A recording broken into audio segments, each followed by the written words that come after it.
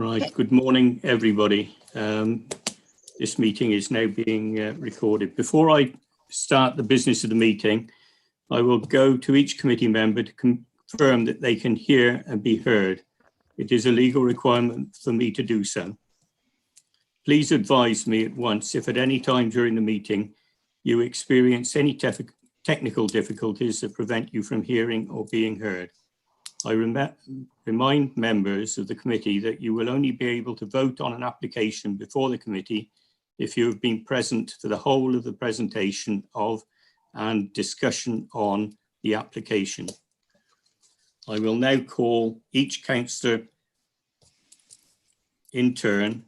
Please speak to confirm that you are able to hear me, and I will confirm in response that I can hear you. Councillor Graham Andrews. I can hear and see you, Chair. Thank you. I can hear you. Councillor Paul Andrews. I can hear you, Chair. I can hear you. Councillor Fagan. I can hear you, Chair. Thank you. Thank you, and I can hear you. Councillor Foxton. I can hear you, Chair. Thank you. And I can hear you. Councillor Guthrie.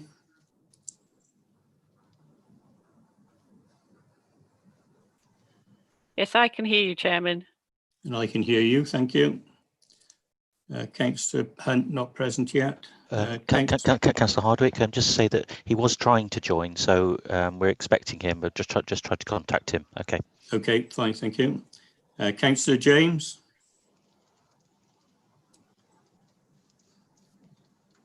I can hear you. And I can hear you, thank you. Councillor Johnson. Loud and clear, Chairman. And yourself. Councillor Millmore. Yes, I can hear you, Chairman. And I can hear you, thank you. Councillor Mill. Loud and clear also, Chairman. Thank you. Councillor Rowan. Yeah, loud and proud, Councillor. Thank you, I can hear you. Councillor Selden. Loud and clear, thank you. Oh, good. Thank right. you. Good. And Councillor Watson. Yes, I can hear you, Chair. Thank you, and I can hear you. We've just got one councillor currently missing who is trying to join us, Councillor Hunt. Hopefully, before we start the presentations, he will be present. If I could ask Mr. Bishop to introduce all the officers taking part in the meeting this morning. Thank you. Councillor Hard, Chairman, you didn't ask me whether you could hear me or not. Right, well, I can hear you. Thank you. Good. I thought that sorry, I ticked you off accidentally.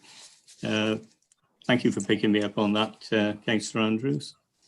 If I can move across to Mr. Bishop, please.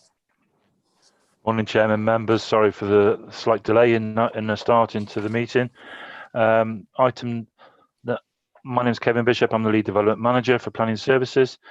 Item number 6, land at Broad Oak, Hereford, will be presented by Ollie Jones. Item number 7, Lemsford, Broad Oak, will be presented by David Gussett. Item number 8, 16 Cornwall Street, will be presented by Elsie Morgan.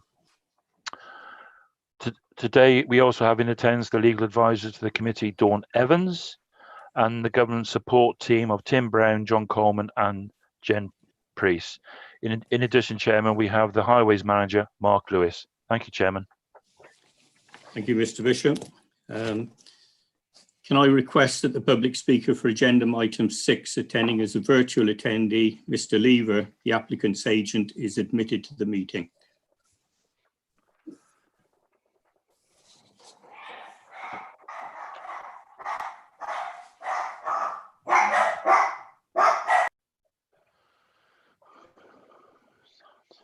Forgive me, Chair, my internet momentarily dropped out.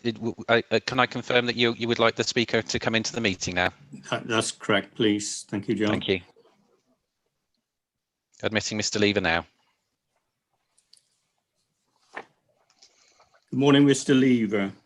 I welcome you to this meeting, and we'll call on you to speak following the officer's presentation on the application in due course. My sincere apologies for the delay. We've had technical issues and hence the late start. No problem. I would like to welcome everybody to today's meeting. This meeting is video and audio streaming live on the internet and making an official recording. The recording forms part of the public record of the meeting and will be available on the Council's website. Please note that it is a legal requirement that every member attending virtual meetings is able to hear and, where practicable, see and be heard, and where practicable, be seen by the other members in attendance and the public watching. So I ask that you please have your audio switched on, and where you are able to do so, you will also have your video switched on. Please remember what you say and do in this meeting has a global reach, and your words and actions should be chosen carefully. And I also remind members to ensure that they are wearing their headsets while listening and speaking during the meeting. This will ensure that audio quality is of the highest quality possible and background noise is significantly reduced. As these are extraordinary circumstances, there are a couple of additional points for members and officers to be aware of. As part of our meeting etiquette and in line with our normal committee practices, all microphones apart from mine will be placed on mute at the start of the meeting. I will run through the agenda in the customary way. When you wish to speak, please use your hand button against your name in the participants list, which should be on the right of your screens. I will then invite you to speak. You may then unmute your microphone. Please do not raise your physical hand, as I do not want to miss anyone who wishes to speak.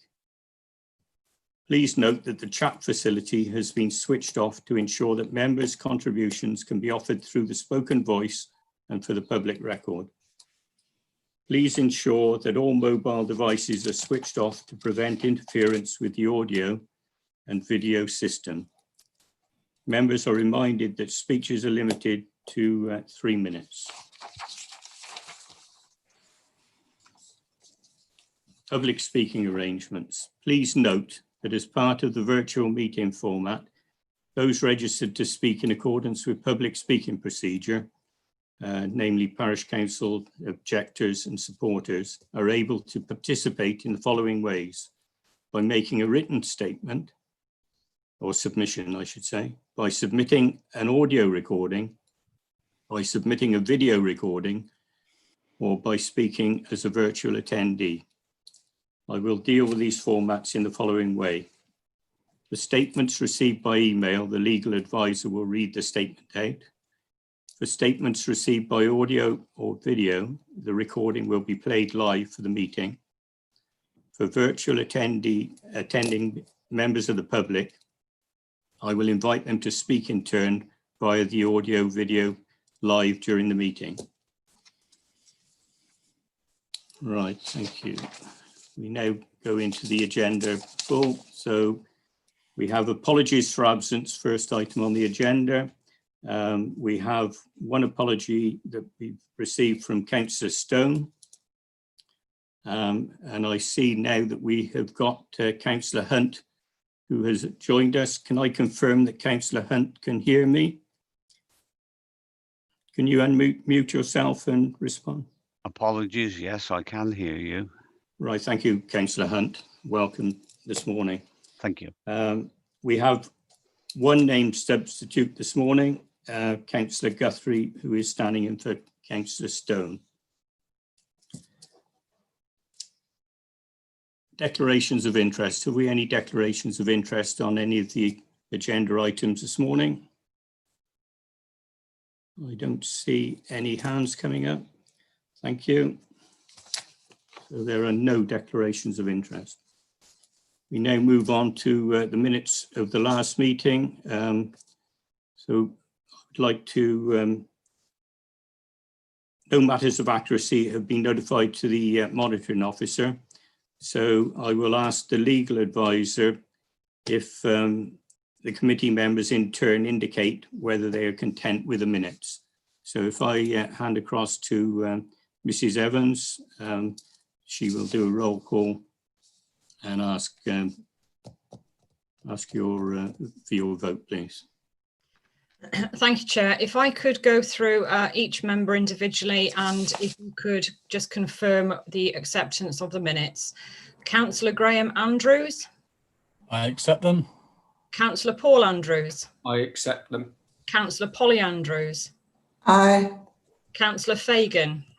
I accept them. Councillor Foxton. I accept them. Councillor Hardwick. I accept. Councillor Hunt. Content. Councillor James.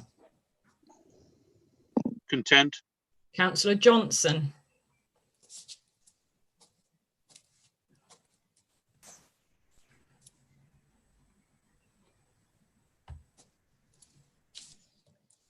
Councillor Johnson, can you unmute? I beg your pardon, Chairman. Accept them. Minutes accepted. Thank you, Councillor Johnson. Councillor Millmore. Minutes accepted.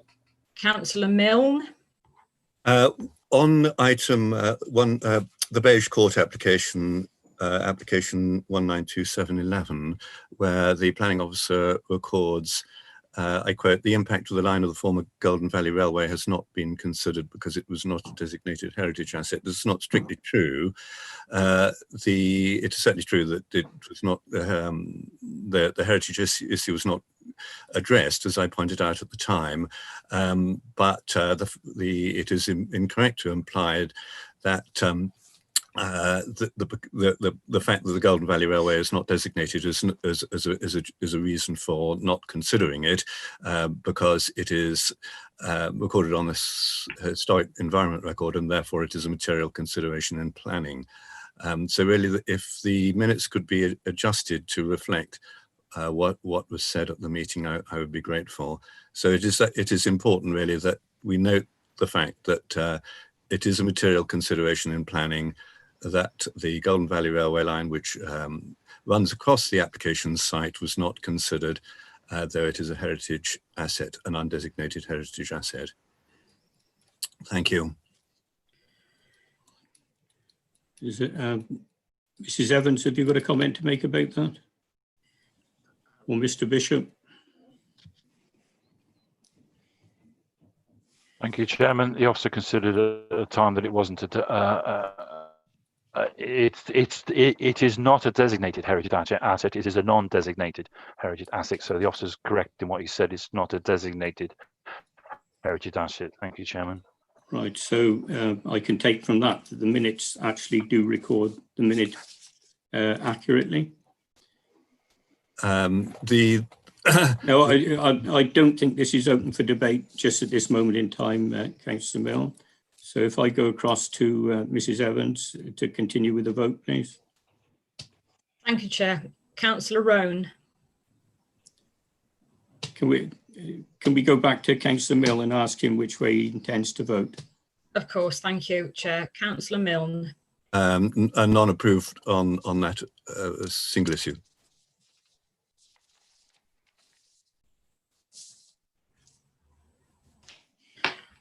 Thank you, Councillor Milne. We will come back to that point, but for the purposes of moving on with the meeting, we will address that at a later date. Thank you very much. Councillor Roan. Okay with me. Councillor Selden. Minutes approved. Councillor Watson. Yes, I'll approve with the consideration of Councillor Milne's point.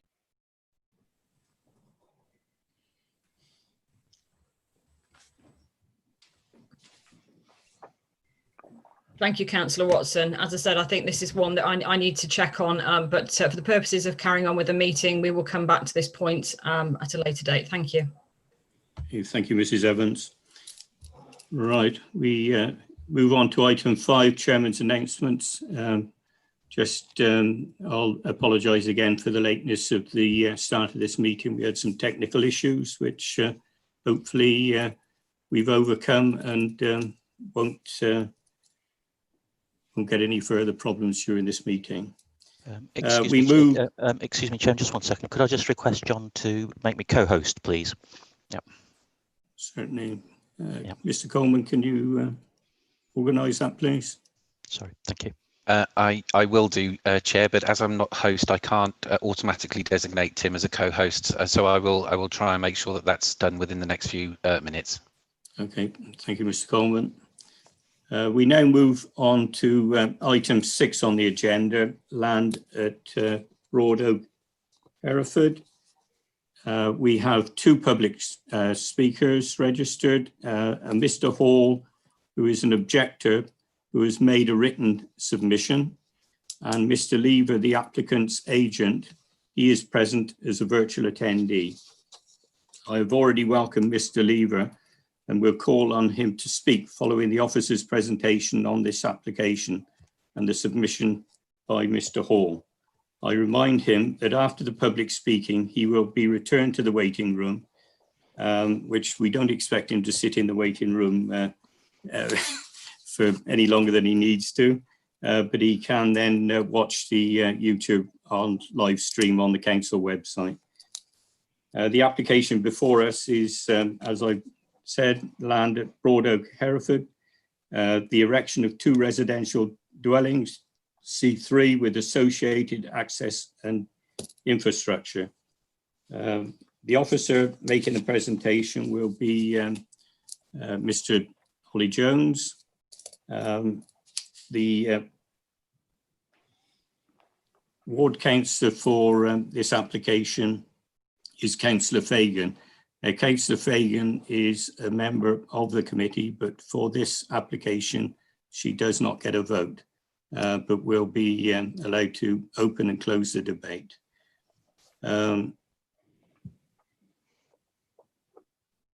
So I think we now go into the officer presentation. Mr. Jones, please. Thank you, Chairman. A very good morning to members. Hopefully the slides will be loading, but just a few procedural matters prior to commencing the presentation today. Members will note a number of items on the committee update sheet which comprise additional comments and queries made by a neighbour to the application site, and these are addressed accordingly in the officer's comments section. Also, an amended site plan was received on Monday, submitted by the applicant's agent. This plan proposes a minor adjustment to the siting of the proposed garages. The change is not considered to be material and raises no new planning matters. In light of this, however, the council's land drainage engineer has provided an updated response, removing their objection to the proposed drainage strategy, and the full comments are available to view in the update sheet.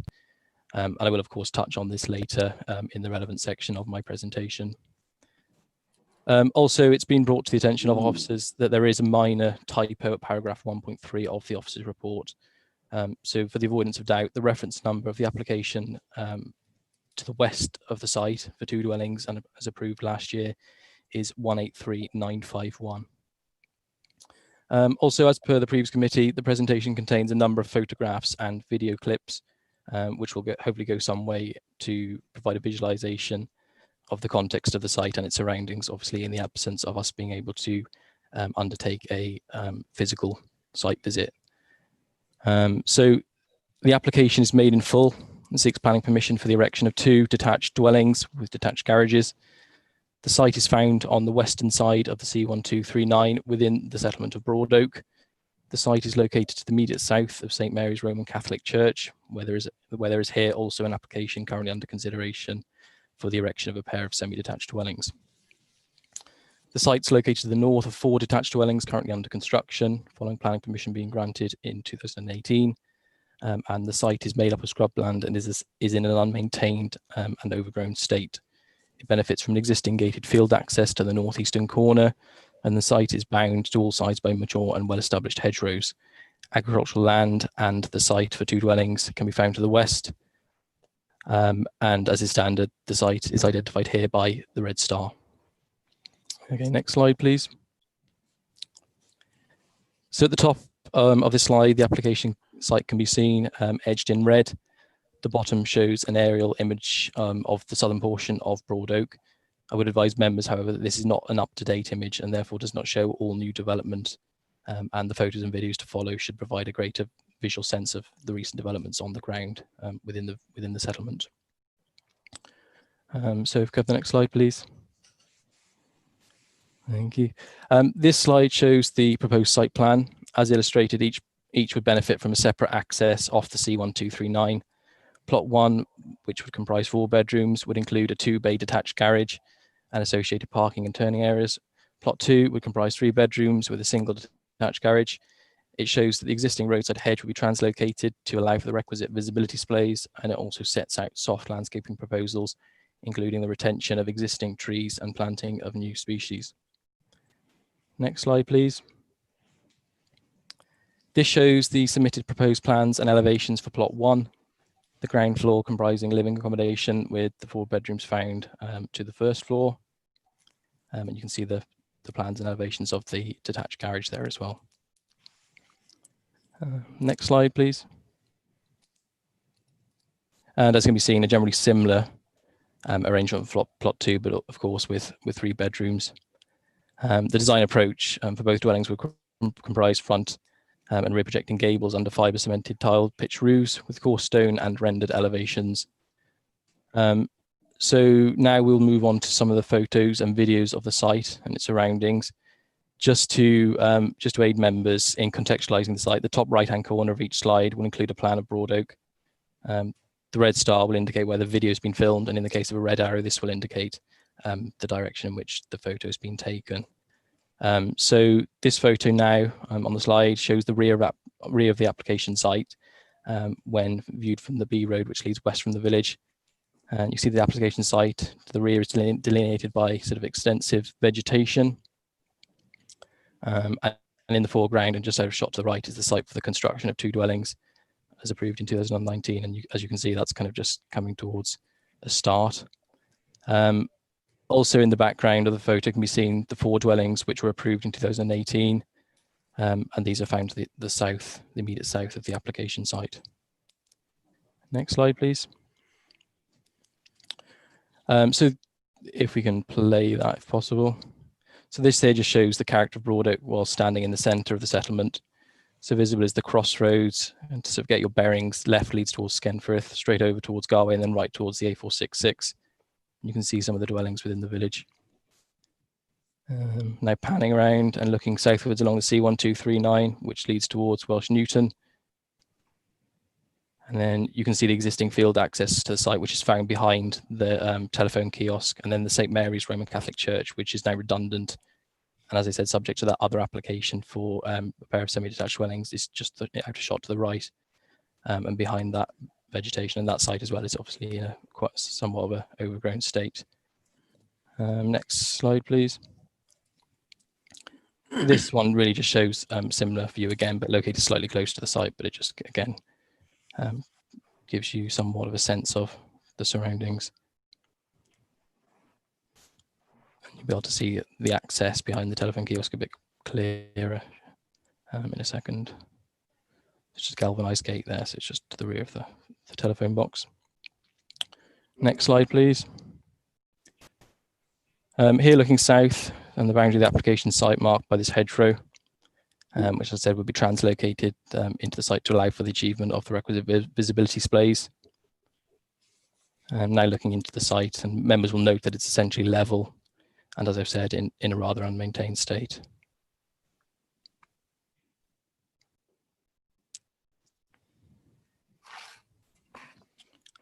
Okay, next one, please.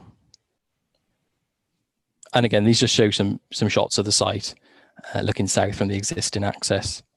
And the 4 dwellings, as I've set out previously, under construction, can be seen there to the south of the site. Okay, next slide, please. So this is taken from halfway along the site. Members will make out the old post office, which is now a dwelling, and then looking towards the site, obscured by the hedgerow.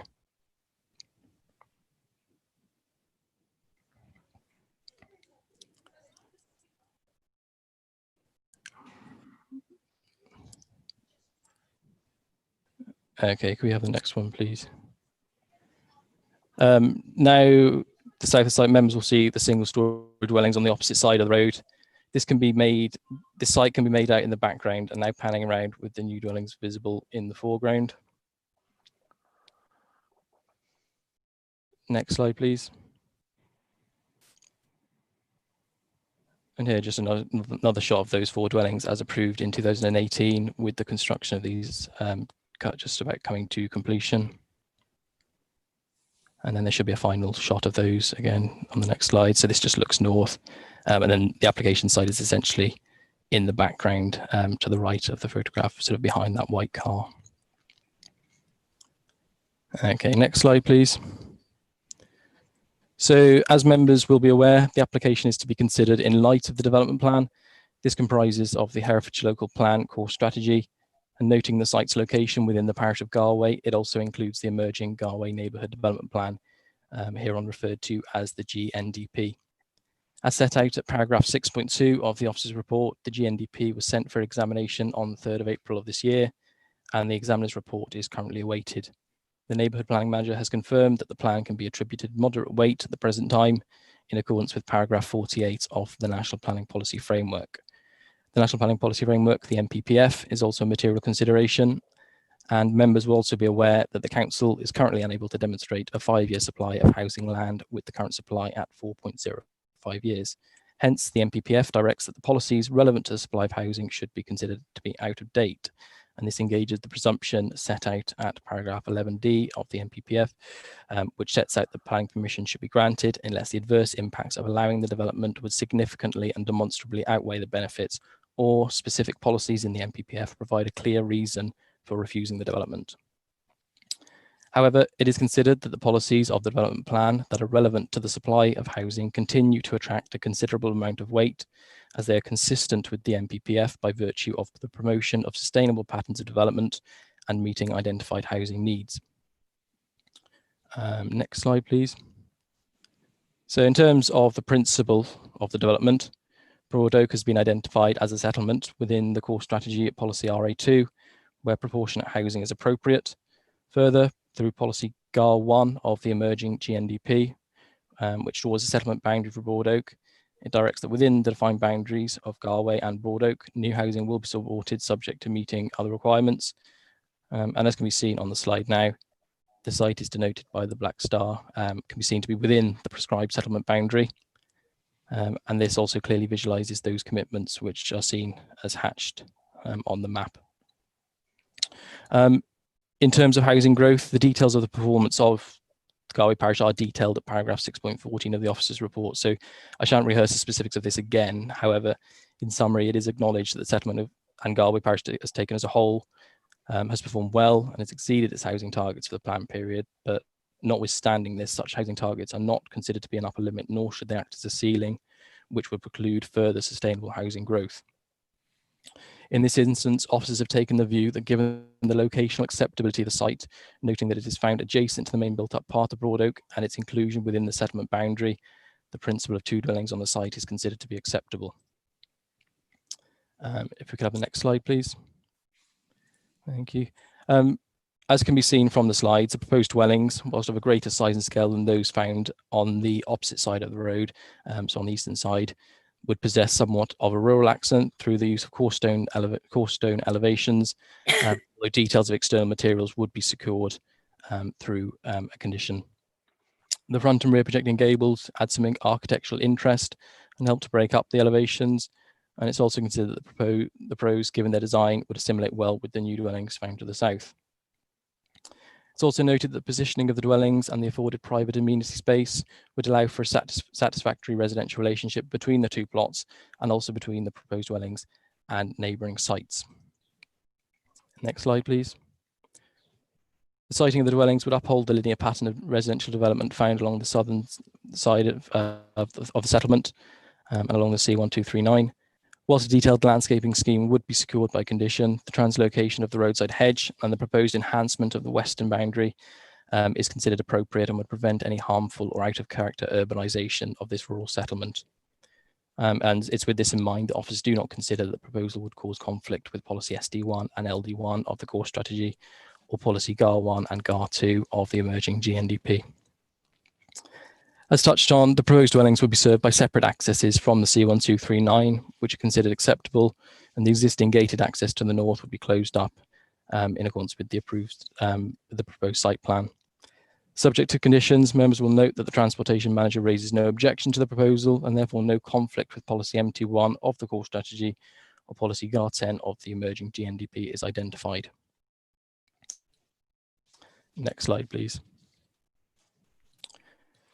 Members will now see on screen the submitted indicative drainage plan for the site. So just to explain the proposed drainage arrangements, in accordance with policy ST4 of the core strategy, in which sets out a hierarchical approach to the management of foul water, it has been demonstrated that given the location and the physical constraints of the site, it's neither possible to make a mains connection, nor is it possible for the provision of or connection to a package treatment plant or septic tank which discharges to a watercourse or a standard sort of drainage field. So essentially there isn't sufficient space on the site or within the applicant's control for the requisite drainage field. It's also noted that the ditch that runs along the southern and western boundary of the site does not have a non-seasonal constant flow of water, and therefore discharge into this ditch would not be acceptable. So it's therefore proposed that following wastewater being treated through individual package treatment plants on each plot, water would flow to be pumped into a single drainage soakaway mound, which would comprise a mixture of gravel, coarse sand and geotextile membrane and topped with grass. This would act as a secondary form of treatment, and any remaining filtered outfall would run from the mound to the dry ditch, but it obviously should all percolate into that mound. As the case isn't strictly compliant with the general binding rules, bespoke permits from the Environment Agency are required, and these are being produced by the applicant for each plot. This provides satisfaction that the proposed drainage arrangements are acceptable, taking into account the design and the hydrogeological conditions of the site. Noting the previous concerns of the council's land drainage engineer, the amended site plan demonstrates that the requisite distances between the mound and any building on the site can be achieved, hence the removal of that objection. So it's with this in mind that there is considered to be no technical evidence which suggests that the provision of a sustainable drainage strategy on the site is unachievable. A full drainage strategy is recommended to be secured by a pre-commencement condition, and this would also secure details of how the system will be managed and maintained for the lifetime of development, noting the comments from the land drainage engineer. With this in mind, it's noted that obviously it's a policy requirement to ensure that there would be no adverse impact on water quality and any designated site. So in this instance, the River Wye Special Area of Conservation, which the site lies right on the edge of. The planning ecology has stated, and these comments are provided in the update sheet again, so I won't waste time sort of repeating these. But essentially, the LPA, as the competent authority, has concluded that the proposal would not result in any likely significant effects upon the River Wye Special Area of Conservation, and therefore the scheme is considered to comply with the relevant policies. And I would add that Natural England have agreed with the authority's conclusions in that regard. Just to cover surface water, this would be dealt with by way of a stormwater attenuation tank to the rear of the dwelling on plot 1, and would serve both plots. So water flows from this would outfall to the ditch to the rear of the site. And again, subject to these details being secured by way of condition through a full drainage strategy, there is no overriding concerns raised, which would be suggestive of any inability to demonstrate a sustainable drainage system at the site. In biodiversity terms, as touched on, the application has been positively screened through a habitat regulations assessment, and there's no other biodiversity concerns, and therefore no conflict with the development plan identified in this regard. In conclusion, the site is located within the settlement boundary for Broadoak as prescribed within the emerging Garway Neighbourhood Development Plan, which is found to attract moderate weight at the present time, while the examiner's report is awaited. Further, the NPPF makes it clear that if applications accord with an up-to-date development plan, they should be approved without delay. In assessing the application under core strategy policy RE2, the site is found adjacent to the main built-up part of Broadoak and identified settlement for residential growth. The design of the dwellings are sympathetic to the rural landscape character of the settlement, and the site is closely located to the existing built form and would assimilate well with the 4 dwellings found to the south of the site. As such, the proposal is not found to lead to any undue landscape harm when assessed against the relevant development plan policies. The proposal is not considered to be one in which that would present any severe harm to the local highway network. And in terms of drainage, the issuing of 2 plot-specific permits and the absence of any objection from the council's land drainage consultant with regards to the proposed drainage strategy demonstrates that a satisfactory arrangement can be brought forward on the site. Officers are of the opinion that the scheme is representative of a sustainable form of development, and the presumption in favour of development is engaged. The scheme would bring forward 2 dwellings with the associated social and economic benefits that small developments in rural settlement support. As such, the application is recommended for approval as set out within the officer's report. Thank you very much, Chairman. Thank you, Mr. Jones. Right, we now move across to public speakers, of which I've already explained there are 2. The first, Mr. Hall, an objector, has submitted a written statement, and I will now ask our legal advisor, Mrs. Evans, to read out. I believe Mr. Coleman is going to hold up a 3-minute clock, and just so that public speakers are aware of where they are within their 3 minutes.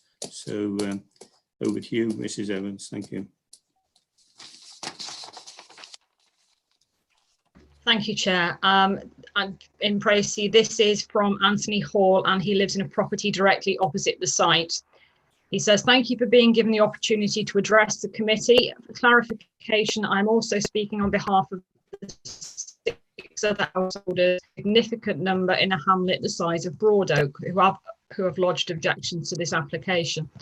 As members will be aware, the parish of Galway, like so many other settlements, were given an indicative growth target in the core strategy for the 20-year period 2011 to 2031.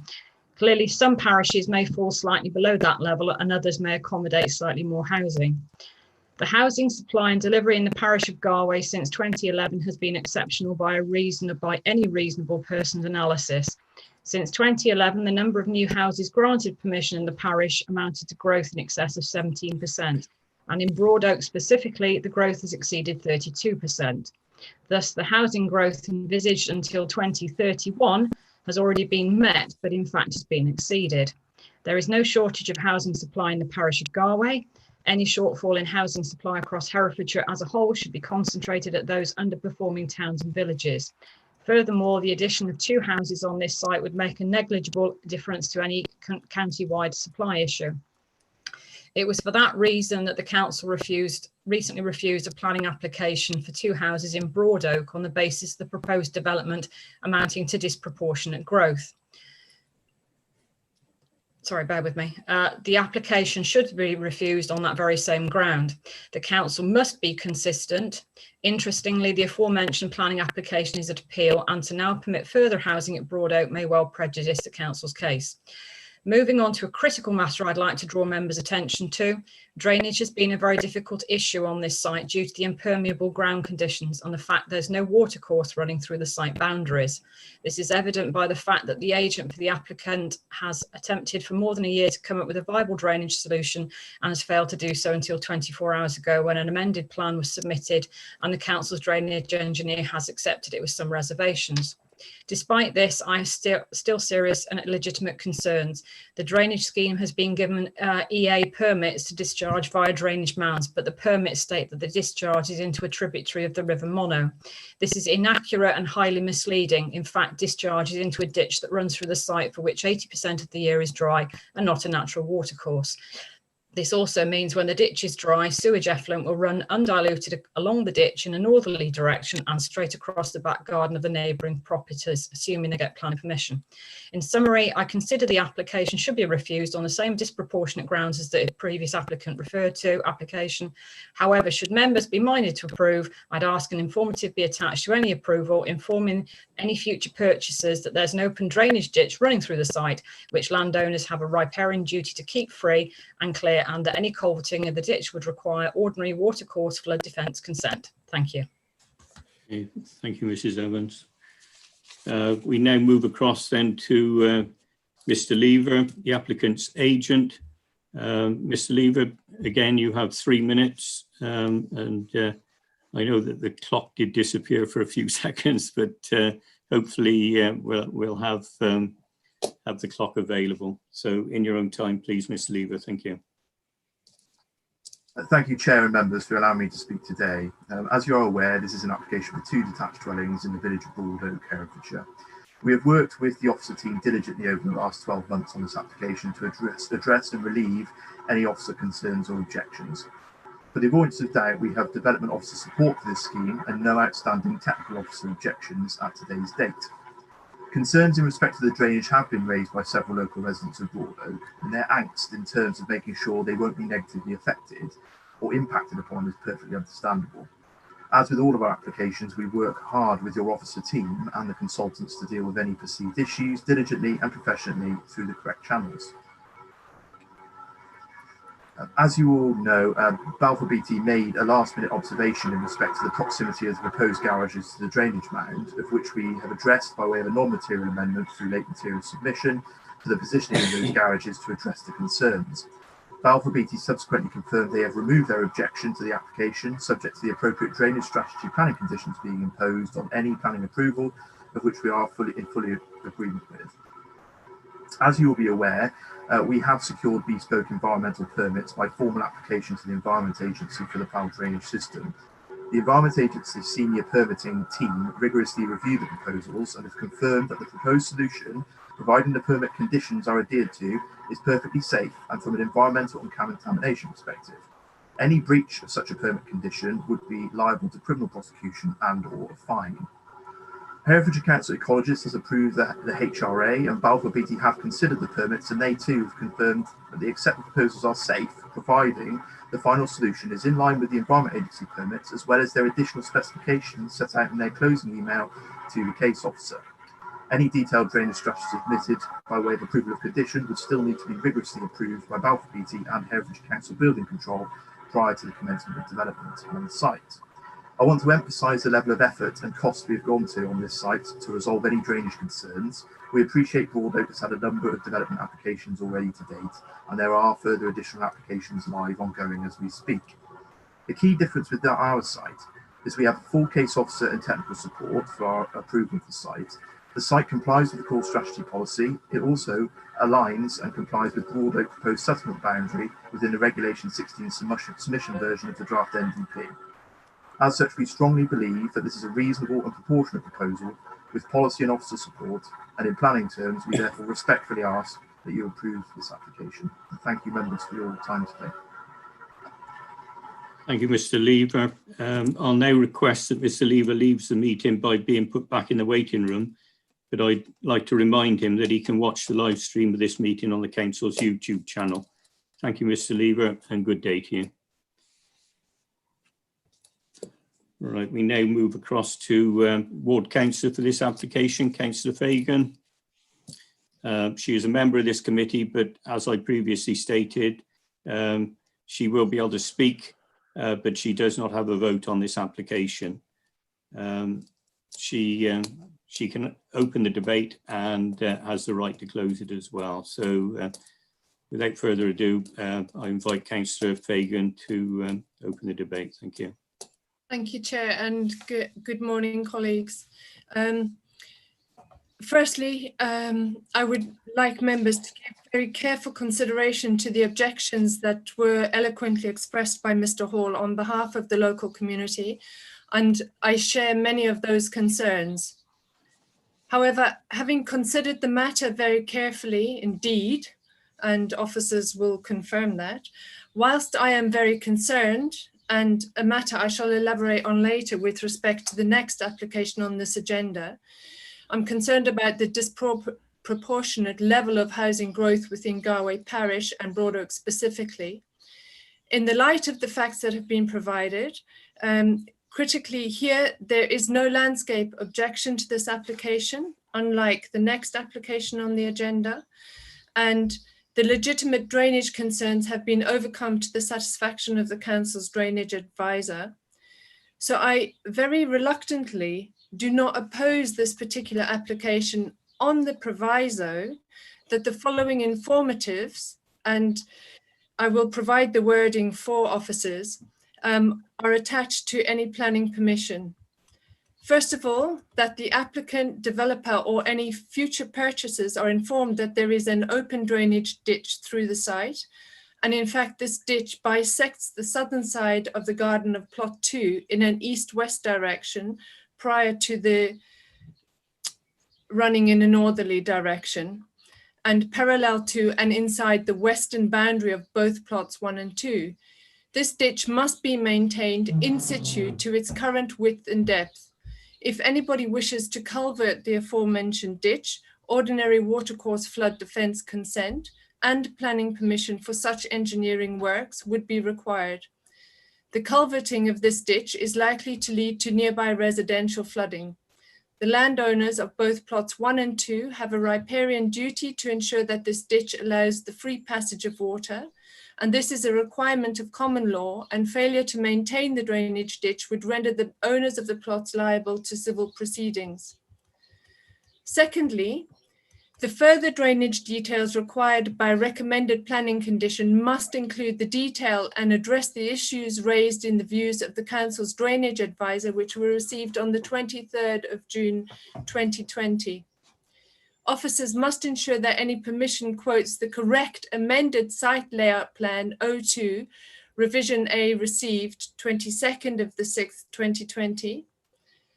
And as I said, I can give officers the precise text of this informative after the meeting. Thank you, Chair. That's what I wish to say on this planning application.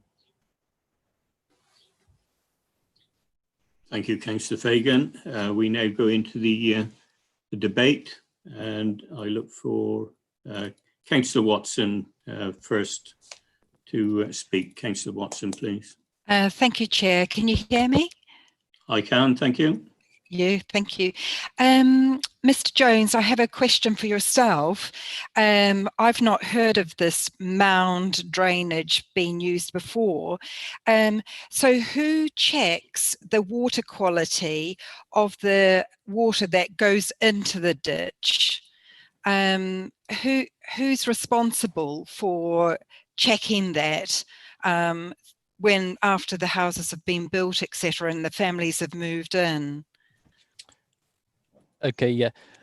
Essentially, and perhaps it wasn't made entirely clear, in terms of the drainage mound, there shouldn't be any water going into that ditch. So it should all percolate into that mound. That is the purpose of the mound. Now, there may be cases following, for example, heavy rainfall where the ground becomes incredibly saturated, where there may be some excess runoff from that mound, but that water essentially will be clean, or as clean as possible. So there shouldn't be any essentially pollution to that ditch. And also, in terms of who's responsible, in light of those permits that have been issued by the EA, they need to, compliance is required obviously with those EA permits. So if there were to be any pollution, it would be a matter for the EA to investigate.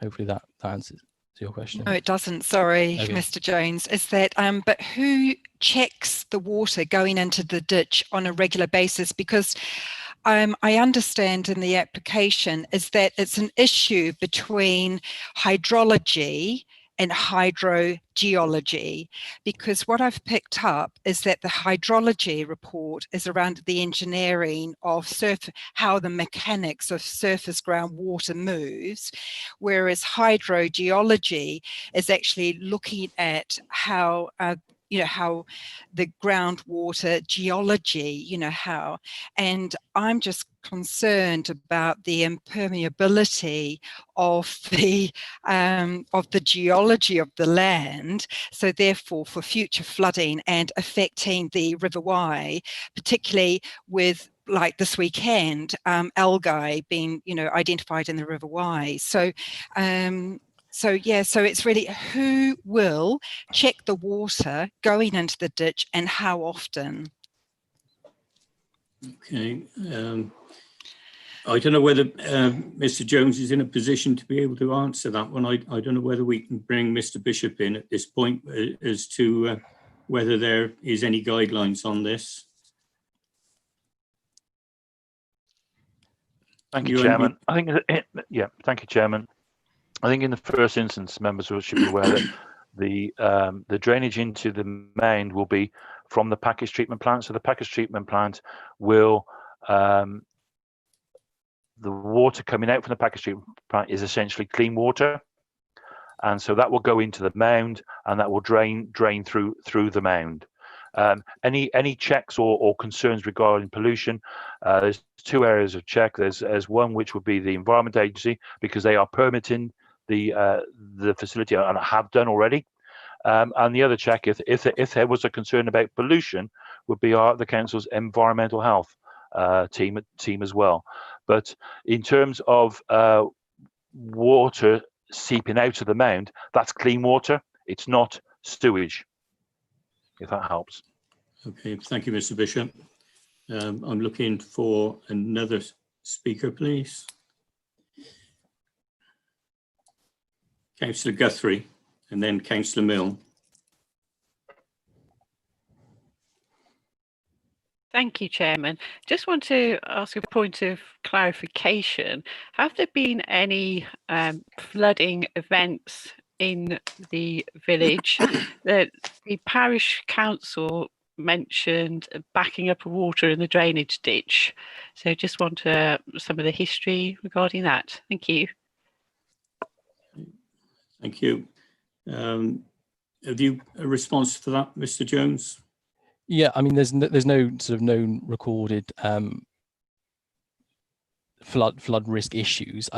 There, as Councillor Guthrie has pointed out, there have been concerns of drainage ditches flooding, and I think that's the key point going forward, is ensuring that the ditch that runs what is essentially a dry ditch that runs through the bottom portion of plot 2 isn't culverted to ensure that there is no future flooding on the site. But essentially, the proposal isn't the proposed site is not within a zone which is considered at risk from flooding, and neither is a proposal considered to increase any risk of surface water flooding. Okay, thank you, Mr. Jones. We move across to Councillor Mill. Yes, thank you, Chair. I won't ask the officer why policy LD4 has not been engaged. That is our commitment to the historic environment, because I fear I will simply be told that the reason is that there are no designated heritage assets on the site.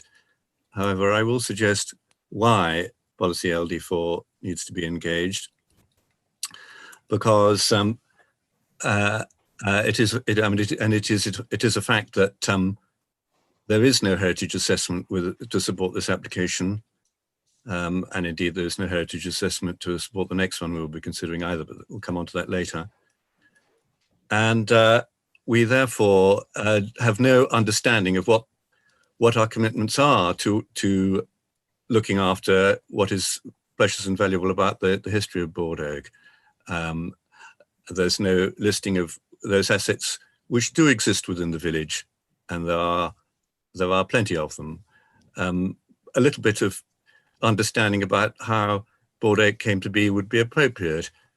I think this site represents a scrap of common within what effectively is a village, is a settlement, not a village, not even a hamlet, that was a place of meeting, a place of exchange, where drovers and cattlemen came and enjoyed a beer at one of the 2 beer houses, where they came and worshipped at one of the 3 little churches, where they used the post office, and there is virtually nothing else, or until recently, to represent Bordeaux apart from these representations of it being as a place of meeting and exchange at a point of a junction of 5 lanes at a scrap of common with a pond in the middle of it, where animals will have been allowed to rest and water. And I think this site is historically, looking at the old maps, effectively an intake from the common, and it really should be treated, therefore, as a public amenity, as a piece of green space that remains in perpetuity at the heart of the settlement, that becomes a focus for it, rather than simply an opportunity for infill development, for a fairly unsuitable infill development in design terms. So I simply make that point, ladies and gentlemen. I've only 11 seconds on John's clock to consider the historic environment, because it has not been. LD4 is engage. Thank you. Okay, thank you, Councillor Mill. I don't know whether Mr. Jones wants to respond to that, but it might be relevant with regards to the NDP that is at examination at the moment. I assume that this actual site has not been designated as a green space within the curtilage of the village. No, so the site is identified. It's obviously within the settlement boundary, therefore sort of indicating its acceptability in principle for future residential growth. I think going back to Councillor Mill's point with regards to the absence of any sort of consideration of heritage assets, officers haven't identified any designated heritage assets, nor have we identified any non-designated heritage assets. It is a requirement of paragraph 189 of the National Planning Policy Framework for the local planning authority to request that the applicant describes the significance of any heritage assets that could be affected by the proposal. But as I said, we haven't identified that there are any non-designated heritage assets or designated heritage assets, and therefore that duty hasn't needed to be fulfilled, and that's the view of officers in this instance. Okay, thank you. We move to Councillor Polly Andrews, please. Thank you, Chairman. I'm happy, since there are no objections from the statutory consultee and the drainage now appears to have been sorted out, I am happy to move the recommendation with the information suggested by the ward councillor. Thank you. Have we a seconder for that proposal, please? Can anybody indicate if they're prepared to second that proposal? Councillor Selden. Thank you. I now move to Councillor Johnson, please.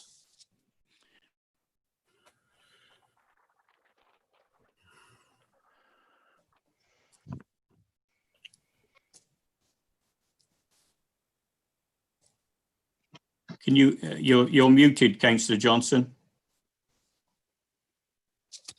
Beg your pardon, Chairman. The point I was going to make was covered by Councillor Andrews, but given the comments by the ward member, provided that, and the only thing I would seek assurance on, provided that purchasers, first, second or subsequent purchase of the property are made aware of the arrangements and that they have a responsibility, ownership of the property includes the responsibility to maintain, make sure that it is kept in acceptable order. I see no problem with it, and I will vote in favour of approval. Thank you, Councillor Johnson. Councillor Selden. Thank you, Chairman. And I love it when Councillor Jones unmutes his mic and we can hear his sheep in the background. It's really, really lovely to hear. Yeah, I struggled a bit with this application and purely on the drainage mound. So I don't think I've come across anything before on that. And could the officers just give an indication of what the maintenance of that mound could be? And the Councillor Johnson's already given the indications about the rights of the future owners of the properties to maintain it. But could you just give an indication of what maintenance obligations would be on that mound? Right. I see Councillor James has muted his microphone now. Thank you for that. I'll remind members that they should be on mute unless they're actually speaking. But could I also ask members to put their virtual hand down once they've spoken as well, so that I can run on the list? So would Mr. Jones like to respond to Councillor Selden, please? Yeah, no, very good point. In terms of the actual mound itself, obviously they're not something that we deal with on a regular occasion. Obviously the details provided thus far are, they provide a detail of the makeup of the mound, and in terms of those materials in which it will comprise of. We haven't been provided this far so far with any details of how it will be managed, but obviously the condition that we're recommending requests those details so that we can ensure that any management and maintenance plan for the lifetime of the development is acceptable. The other, just in terms of, yeah, I mean, I think that's all I would add to that. But as I said, the condition that we're recommending obviously seeks to secure the details of the drainage strategy going forward, and obviously those details will need to be approved by the authority prior to any works commencing on the site. So we will have control over that going forward. Okay, thank you, Mr. Jones. Move across to Councillor Rowan, please.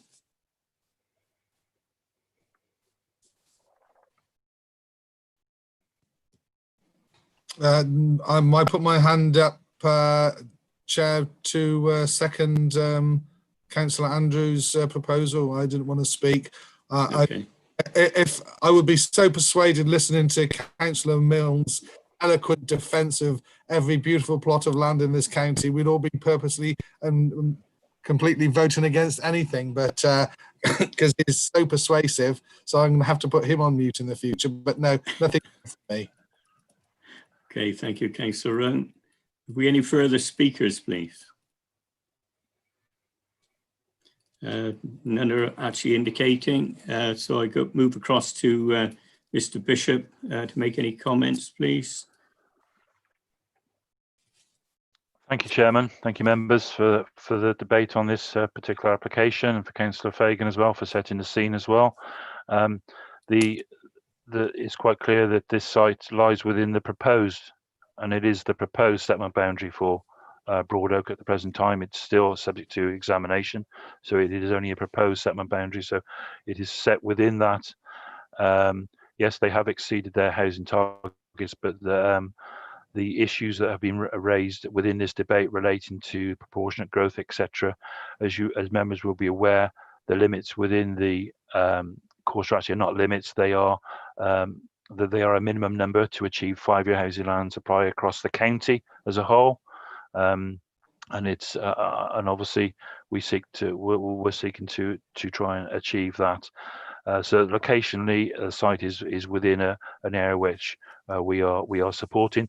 The issues with the drainage mounds have come to the fore more recently, and we have come across them more recently, and they are a method being put forward, and they have been thoroughly assessed by the council's drainage consultants and considered acceptable as they have done for the Environment Agency as well, in terms of their assessing the drainage aspects of the site. There is a note already proposed attached to the planning permission. It's note number 9 of the proposed recommendation, and the end of it, and I'll just quote it: the homeowner must be aware that this ditch must not be culverted without consent granted by the Herefordshire Council under section 23 of the Land Drainage Act. So we've already got control there. If member wanted stricter control to that, they could look to put a condition on, but I would suggest that is controlled by other legislation, and we're advised not to put additional conditions of that nature on where it's controlled by other legislation, as it is in this particular instance. Thank you for the debate, Chairman. Okay, thank you, Mr. Bishop. I now move across to Councillor Fagan to sum up before we go to the vote. Thank you. Thank you, Chair. And thank you, members, for the debate and for taking the concerns of the residents in Broad Oak very seriously. As I said before, I absolutely share those concerns about proportionate growth, and given the state of the Galway NDP at this stage, that it is currently under examination. I feel that it should be given considerable weight, and that this site is actually within the sort of land allocation area for Broad Oak. I accept that. What I really want to reiterate is that the issue of drainage, we're talking about drainage on clay. The issue of drainage is absolutely crucial. That is what has been at the forefront of this application and was only agreed by the council's drainage engineer on Monday. So the conditions, given that this is a mound system, which is quite unusual, given that we have a ditch which must not be culverted, I absolutely insist that the conditions, we are very clear on the conditions for this application, and that we approve it with those conditions as stipulated that I will share with officers. Thank you. Thank you, Councillor Fagan. That last request, Mr. Bishop, can I clarify with you before we go to the vote? Is it acceptable for additional conditions that we haven't had a sight of to be actually included? Well, it needs to be put forward by the proposer and the seconder, Chairman. And they need to be put for condition. It can't. As I understand it, and the legal advisor will be able to confirm, the ward member has the ability to open and close the debate. They cannot propose items to be included within the application. That is for the members of the committee who are making the decision on the application. Right.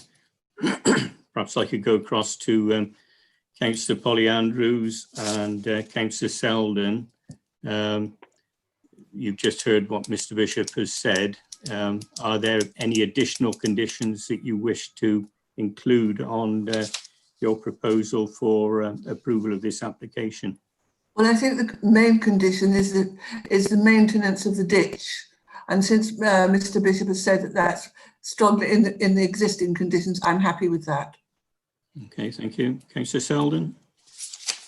Yes, Chairman, I would hope that the officers would consult Councillor Fagan again as this application goes forward, just to make sure that all the conditions that she's mentioned and that Councillor Andrews mentioned in her initial acceptance of the application are carried forward into the approval notice, Chairman. Thank you. Can I have clarification from our legal advisor, Mrs. Evans, that is acceptable? Thank you, Chair.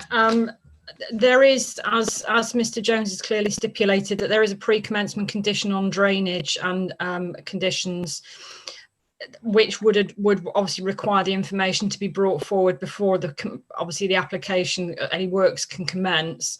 And as quite rightly said by Mr. Bishop, anything to do with the ditch is a separate regime. We cannot condition other legislation within a condition, because then it won't meet the criteria laid out to impose a condition, and it could be certainly challengeable by way of appeal by the applicant. Okay, fine. So we need to go to the vote then with the conditions as indicated on the report. Am I correct in thinking that, Mrs. Evans? Thank you, Chair. That would be correct. It was certainly, you can, as Councillor Andrews, as the proposer has suggested, she wants that informative put onto the decision notice, but it will be plan and permission be granted subject to the conditions set out in the report and the updated report. Thank you for that. Right. We've got in front of us then the proposal for approval of this planning application. Before we go to the vote, I remind members of the committee that you can only vote on the application before the committee if you've been present for the whole of the presentation and discussion of the application. Does anybody at this stage need to advise me that they are not permitted to vote? I see no hands raised. I will therefore ask the legal advisor to ask each committee member in turn to state how they wish to vote. Mrs. Evans, please. Thank you, Chair. So for clarification, members, the motion before you is that planning permission be granted subject to the conditions set out in the report and the updated report, and the information in the informative to be added also to the decision notice. So that is what you are voting on at this point in time. I will then read through. If you are for, against or abstain on that motion, please say. Councillor Graham Andrews. For. Councillor Paul Andrews. For. Councillor Polly Andrews. For. Councillor Fagan. No, Councillor Fagan can't vote on my this apologies. application. Yes, thank you. Councillor Foxton. For. Councillor Guthrie. For. Councillor Hardwick. For. Councillor Hunt. For. Councillor James. Can you? For. Thank you. Was that a for, Chair? I didn't hear it. It was, yes. Thank you. Councillor Johnson. For. Councillor Millmore. For. Councillor Milne. Against. Councillor Roan. For. Councillor Selden. For. Councillor Watson. Abstain. Okay, thank you very much. That motion is carried. Okay, thank you. I'm now going to call an adjournment of the meeting for strictly 10 minutes. It is 12:05 now, so we will recommence the meeting at 12:15. Thank you.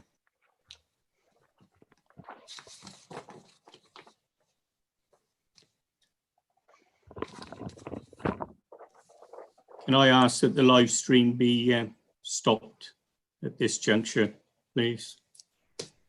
Yeah, Chair, could I just ask? Before you do, the live stream hasn't stopped yet. No, so we wait for the live stream to stop, please, Councillor Rowan. The recording is stopped. I can't seem to stop the live stream, unfortunately, because I'm not host. So perhaps if we were all to decamp, perhaps Councillor Rowan may be able to continue the conversation with Councillor Hardwick outside of the meeting. Right. John, when you mean decamp, do you mean log off and then log back in? For the time being, if you could just turn your cameras off and your microphones off. No, it was only a point of order to say that come 1 o'clock, I'm off ski. I've got somewhere else to be. Okay, thank you. That's all I need. Having to 10 know. minutes now is right. Thank you. So we're on the 10-minute break then.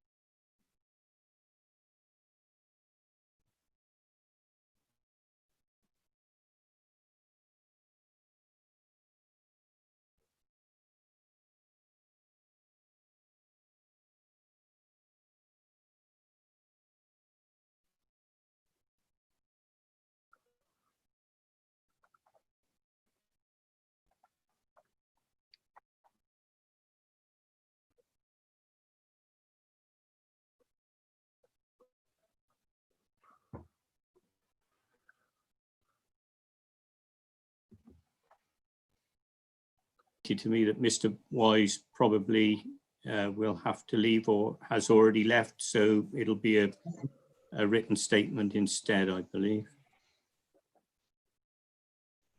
So can we admit Mrs. Chair, as things stand, I don't have anybody in the waiting room.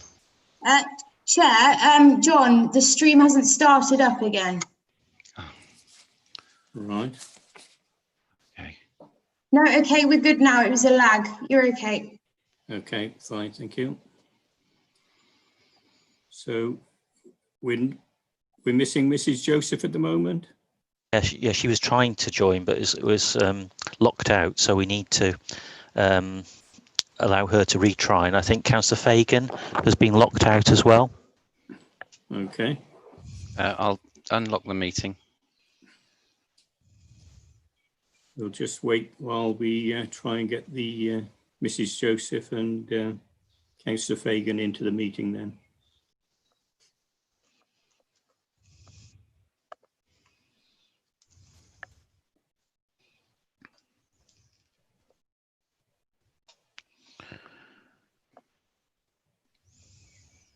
We've got one guest waiting, John. Who's up there?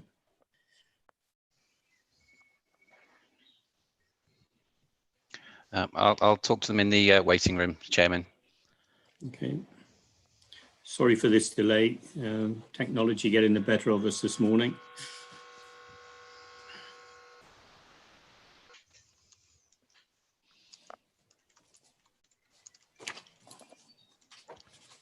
Chair, will we be returning to the normal meetings being held at the Shire Hall as from the next time round? Not too sure yet. We'll see. Just to add, I think Councillor Foxton has got locked out as well, and she's trying to rejoin now. Okay.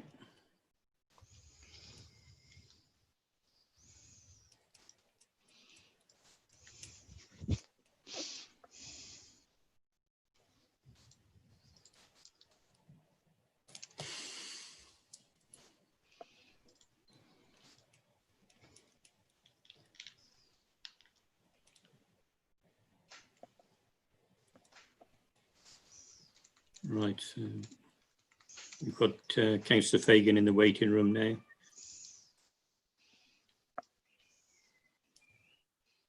And Councillor Foxton. So just admitting both those now. Thank you. Have we got Mrs. Joseph yet?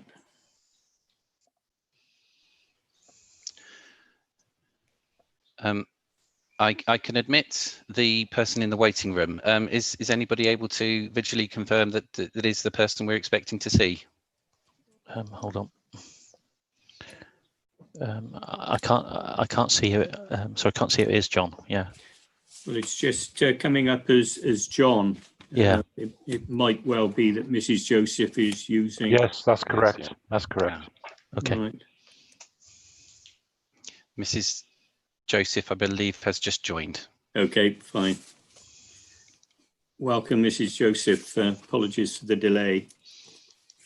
We're having a few technical issues this morning, along with the YouTube. And anyway, hopefully we're all fit to go now. So we've got everybody present.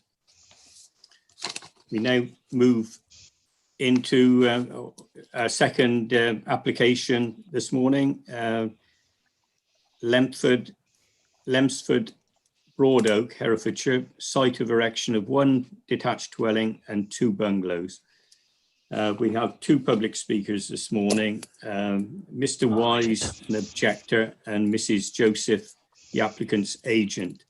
Unfortunately, Mr. Wise has had to leave and will not be able to be physically present, but we have a statement from him. And Mrs. Joseph, obviously, we've got with us. We now move to the officer presentation. We've got Mr. Gossett, who will make the presentation. The ward councillor is, again, Councillor Fagan, who, although she's a member of the committee, she stands aside and doesn't get a vote as the ward councillor for this application, but will be given the opportunity to open and close the debate. So over to Mr. Gossett, please. Thank you, Chair. Firstly, just to address a procedural matter, 2 comments have been received from a local resident since the officer's report was written. As such, the officer's comments in a written update address these matters. So this application proposes in outline the permission for 3 dwellings, 1 detached dwelling and 2 bungalows on a split site. Access and layouts are up for consideration currently, and appearance, landscaping and scale are reserved matters. Next slide, please. The application site is split either side of the C1239, approximately 180 metres south of the crossroads in Broad Oak that form the centre of Broad Oak. The aerial view shows the site's context within agricultural fields to the south and Broad Oak to the north. As was noted previously, the development has occurred since that aerial photograph was taken. There are more up-to-date photos coming in this presentation. Next slide, please.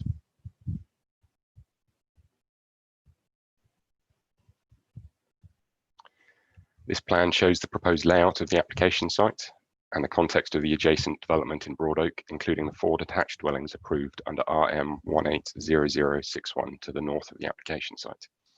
Plot 1 lies adjacent to these dwellings and is proposed approximately in line with these dwellings that a single detached dwelling would be erected. Private access is gained through the C1239 to the plot. Plot 2 and 3 have a shared access and are proposed as bungalows on the other side of the road in alignment with Lemsford and Fieldhouse further to the north. Next slide, please. Here, members will see the drainage strategy as proposed, which includes package treatment plants for each of the dwellings proposed, with outfall to an attenuation pond and surrounding reed bed already approved via 180061, and it currently serves 6 dwellings in total. 4 you can see here north of the application site, and then 2 further north in Broad Oak. The number of package treatment plants was raised as a concern through consultation, as it would make it harder to identify the pollution source in the event of a failure. However, the applicant has since proposed an alert system to remedy this, which will alert either the owners or identified maintenance company of any failures in the system, and this is conditioned through condition 6 in the officer's report. Relevant to this is paragraph 183 of the MPPF, which states that planning decisions should not seek to control processes or emissions that are subject to separate pollution control regimes, and should assume such regimes will operate effectively. Next slide, please.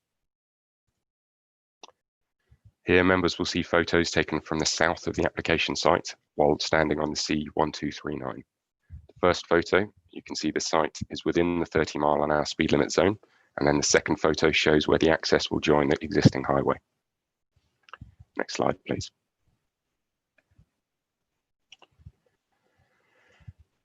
These photos shows plot 1 to the west of the highway, where a single detached unit is proposed.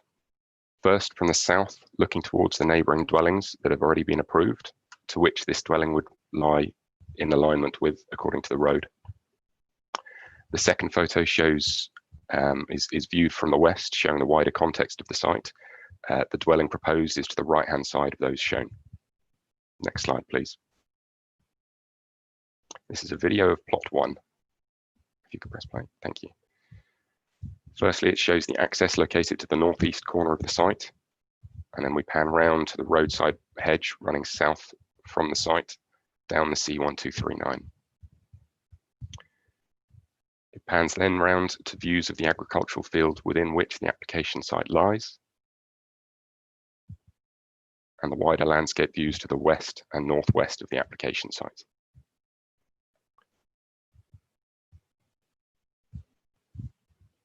And ultimately, it pans to the rear of the adjacent dwellings and shows that rear boundary. And then back towards the attenuation pond, which members will see in the distance, and then we zoom in on.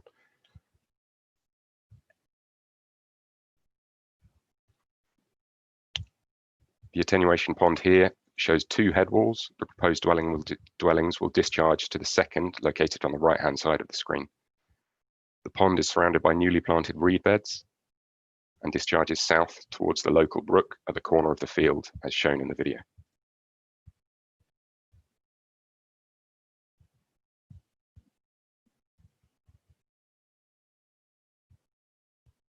Once that's over, next slide, please. Thank you. Now moving across to plots 2 and 3 on the adjacent side of the highway. The first photo is from beyond the southern boundary of the site, showing the adjacent dwellings across the road and then directly north to Lemsford. The second photo shows the access location and the oak tree that is to be retained on the application site. Next slide, please. This video shows plots 2 and 3 and the wider context. Starting at the access and moving to views of the adjacent dwellings to the north through the gap in the vegetation, then turning further east towards the wider landscape and the agricultural field in which the application site lies. Finally, turning south towards Caldecott Farm and the associated infrastructure, members will be able to see the northernmost barn of Caldecott Farm.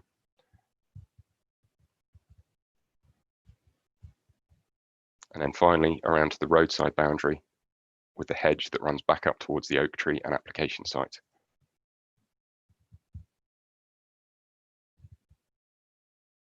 Next slide, please. In this instance, the adopted development plan is the Herefordshire Local Plan core strategy. It is also noted that the site falls within the Garway neighbourhood area, which submitted a draft neighbourhood development plan for independent examination on the 3rd of April 2020. At this time, the policies in the NDP can be afforded moderate weight as set out in paragraph 48 of the National Planning Policy Framework, which itself is a significant material consideration. It is a matter of fact that currently the council is unable to demonstrate a 5-year housing land supply, which leads to the policies most relevant for the determination being considered out of date. As such, as set out in paragraph 11 of the NPPF, in such circumstances that these policies are considered out of date, permission should be granted unless the adverse impacts of doing so would significantly and demonstrably outweigh the benefits when assessed against the NPPF as a whole. As such, this tilted balance in favour of development is adopted. It is also of note that the spatial strategy for the location of housing contained within the core strategy is considered to be sound and consistent with the framework, which itself seeks to avoid development of isolated homes in the open countryside through paragraph 79. It is therefore considered that policies RA1 and RA2 of the core strategy continue to attract significant weight in the decision-making process, despite being out of date. The location of the application site is considered to be adjacent to the main built form of the settlement in accordance with policy RA2 and is not considered to represent proposal of isolated homes in open countryside. It is noted that it is outside of the settlement boundary of the emerging NDP and the according weight as above is allocated to that. The proposed drainage strategy has been reviewed by the consultant engineer who returned a no objection subject to the imposition of conditions relating to the installation of an alert system, as mentioned, to prevent unidentified failures. In this regard, the proposal is considered to adhere to core strategy SD4. The council's ecologist has undertaken the required HRA appropriate assessment as the application site lies within the River Wye special area of conservation. The HRA AA, which concluded there would be no likely significant effects upon the integrity of the SAC. It has been viewed by Natural England and subsequently they have returned a no objection to this assessment. Comments from the local highways authority confirm that the access and layout conform to core strategy MT1 and GAR10 within the NDP and are satisfactory subject to the imposition of conditions recommended in the officer's report. Comments relating to the oak tree on the eastern portion of the site are noted and members are directed to the published update in this regard. The recommended condition 3 requires the submission of reserved matters, which includes landscaping. Subsequently, condition 15 specifies the details to be submitted under this, which would include a plan identifying the tree and hedgerow to be retained, setting out measures for their protection during construction in accordance with BS 5837/2012 and in consultation with the council's tree specialist. There is an identified landscape character impact, adverse landscape character impact, apologies, in that residential development in this location would be an incremental encroachment that erodes the rural landscape features and reduces the separation between Broad Oak and the farm buildings at Caldecott Farm to the south. As such, conflict with core strategy policy LD1 and LD3 have been identified. However, this is not considered to significantly nor demonstrably outweigh the benefits, both economic and social, of approving a scheme of 3 dwellings, and as such, the conditions, subject to conditions, it is recommended that planning permission be granted. Thank you, Chair. That's everything. Right, thank you, Mr. Gossett. Right, we now move across to our public speakers. As I previously stated, Mr. Wise is unfortunately had to go to another appointment. So I believe he's got a written statement which Mrs. Evans will read to us. Thank you. Thank you, Chair. This is from Kieran Wise, and he lives in the immediate vicinity of the site. He thank you for the opportunity to address the committee, and he's speaking on behalf of 9 other householders, a significant number in a hamlet the size of Broadoak, who have lodged objections to the application. He also notes that Galway Parish Council does not support the application for the following reasons. Proposed development is too close to a slurry lagoon, falls outside the village settlement boundary. This second point is very pertinent. The application site does lie outside the defined settlement boundary of Broadoak, as set out in the well-advanced NDP for Galway, currently his examination stage. It is his view that considerable weight should be afforded to the NDP during Reg 16 consultation. During the Reg 16 consultation stage, no objections whatsoever were lodged to the proposed boundary and the associated policy GAR1. Neither the owner of the site nor any agent acting on their behalf contested it. Furthermore, the development amounts to disproportionate growth for the hamlet. As you know, the parish of Galway was given an indicative growth target in the core strategy 2011 to 2031. The housing supply and delivery in the parish since 2011 has been exceptional. The number of new houses granted permission amounted to growth in excess of 17%. And in Broadoak itself, the growth has exceeded 32% and could be as high as 60% if all current applications are approved. There is certainly no shortage of housing supply in the parish of Galway. Any shortfall in housing supply, bear with me, across Hereford as a whole should be concentrated in underperforming towns and villages. The addition of 3 houses on this site would make a negligible difference to any county-wide supply issue. Herefordshire Council recently refused a planning application for 2 houses for the very reasons the proposed development site the settlement boundary and disproportionate growth. This application should be refused on the same grounds. Council must be consistent. In fact, the aforementioned planning application is at appeal, and to permit further housing at this time may well prejudice the council's case.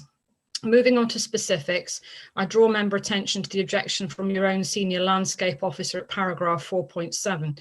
I fully agree, quote, that the development will create a creeping change to the stretch out the village further south in a more suburban character, which is not locally distinctive. The landscape harm must be substantial, as she does not suggest that it can be mitigated in any way, and the application should be refused on these grounds contrary to policies LD1 and LD3 of the core strategy. We feel that the planning balance section of the report is disingenuous. It doesn't reveal the real extent of the landscape harm as confirmed by the very well considered professional view, and does not reveal the aforementioned point that the parish has indeed exceeded its housing growth target. I end by highlighting a material planning consideration raised by the officer that has not been addressed. The large mature tree is shown for retention within plot 2, but its long-term viability could be put at risk as it is not an ideal size and species for a garden tree.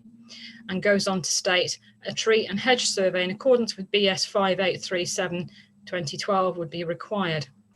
The planning officer has not required the applicant to submit such a tree assessment.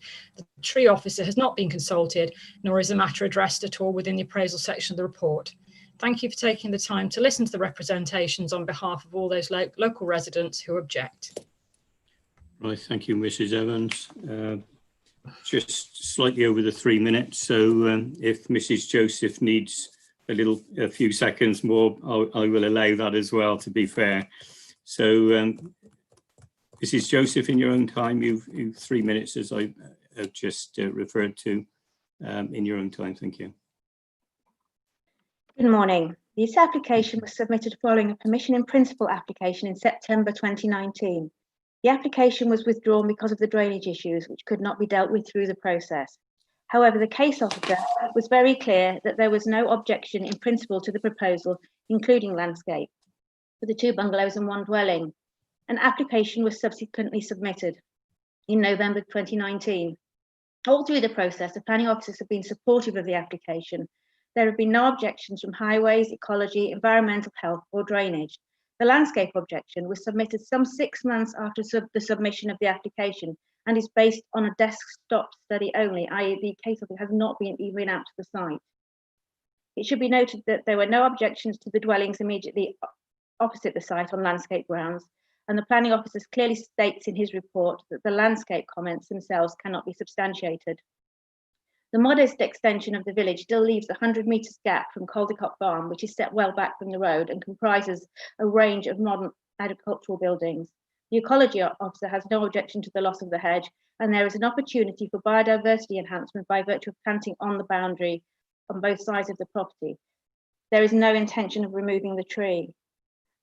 This application proposes to link to an already approved drainage system. It has no requirements for a complicated drainage mound as per the other previous application. It brings forward 2 modest single-storey bungalows and a detached dwelling. The bungalows are of a similar scale to those adjacent and reflect the pattern of development on this side of the road. These dwellings represent a rounding off of the development on the edge of the village, and there is opportunity for hedging, as said before.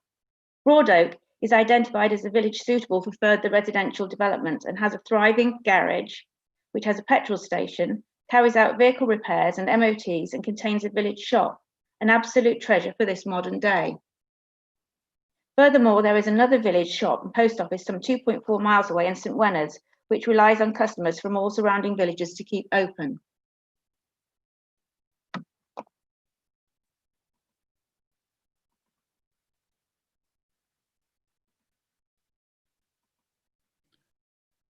Mrs. Joseph, have you finished? No, sorry, I thought it had logged it out, sorry. These features are important in the community, especially in the current situation, and should be supported. The erection of 3 dwellings within walking distance will help support the vitality of these facilities. Garway itself supports a very well-attended primary school, a newly built village hall and pub. The combination of these 2 settlements creates an effective community without adding, with additional housing, without providing additional facilities, these facilities will disappear. The NPPF is very clear that where there are groups of smaller settlements, developments in one village may support services in a village nearby. This is the case in many rural Herefordshire villages, but especially so here. The NPPF also recognises in rural areas there will be a necessity to have a reliance on the motor car, but the road network will allow possibility of cycling. Thank you very much. Okay, thank you, Mrs. Joseph. I now request that Mrs. Joseph leave the meeting, be put back in the waiting room, but I remind her that we don't expect you to sit there. You're more than welcome to visit the council website and watch it on the YouTube channel. So thank you and good day to you.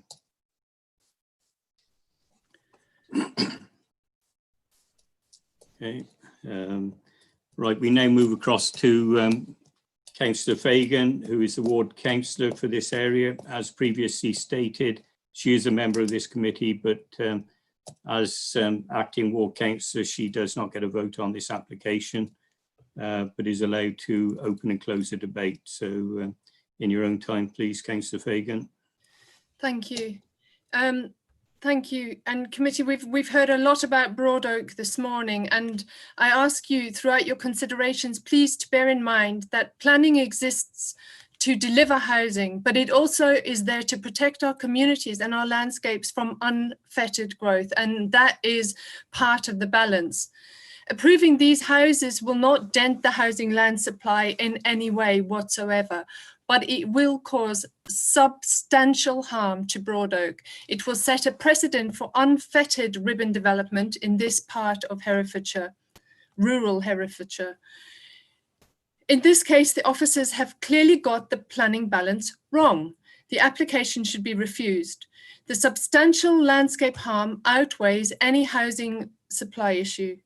In NPPF terms, the impacts outweigh the benefits. This application does not represent sustainable housing growth. It is contrary to core strategy policies RA2, SD1, LD1 and LD3, and it is contrary to policy GAR1, GAR2 and GAR4 of the Emerging Galway Neighbourhood Development Plan. This plan is currently at examination stage and it can be allocated considerable weight. Broad Oak has no services. It has a garage with a kiosk, and that is it. There is no public transport. There are no pavements. The amount of development proposed when assessed in combination with the existing approved residential development allowed in Broad Oak is not considered to represent proportionate growth relative to the size of the settlement and the limited facilities available. Policy RA2 refers to proportionate growth in Broad Oak, a suggested 14% increase. Currently, Galway Parish as a whole has exceeded the 14% growth target to 2031, and in Broad Oak, this uplift, the amount by which it has exceeded its 2031 target 10 years early, is 33%. That is 7 houses in an area which only had 21, and as of this morning, an additional 2 more, so that percentage is greater. We absolutely have to ask if this is proportionate growth. This development, adjacent to 4 brand new houses, offers no infrastructure advantages as new cars arrive and make the roads even busier, dangerous to walk for people who want to walk or cycle through the community.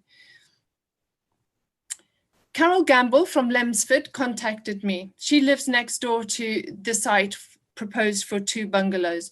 Her property to the front has lost its privacy as a result of the 4 new luxury homes which overlook her modest home. And she said, any privacy our property has at the moment is the small triangular section to the rear. This will be removed if planning is approved. As the field behind is at a higher level than our house, any scheme to mitigate will probably be a fence or a hedge, which will remove the light we have enjoyed for over 32 years from our bedroom, bathroom, and kitchen. I believe we have a right to light. Is that correct? She also said that her family had been told by the builders across the road that permission had already been granted, and she asked the question, is this a done deal? And I say, absolutely not. The point of having a planning committee and the democratic process is to give residents like Carol a voice and to evaluate their concerns. The degree of harm on the landscape by this application is substantial.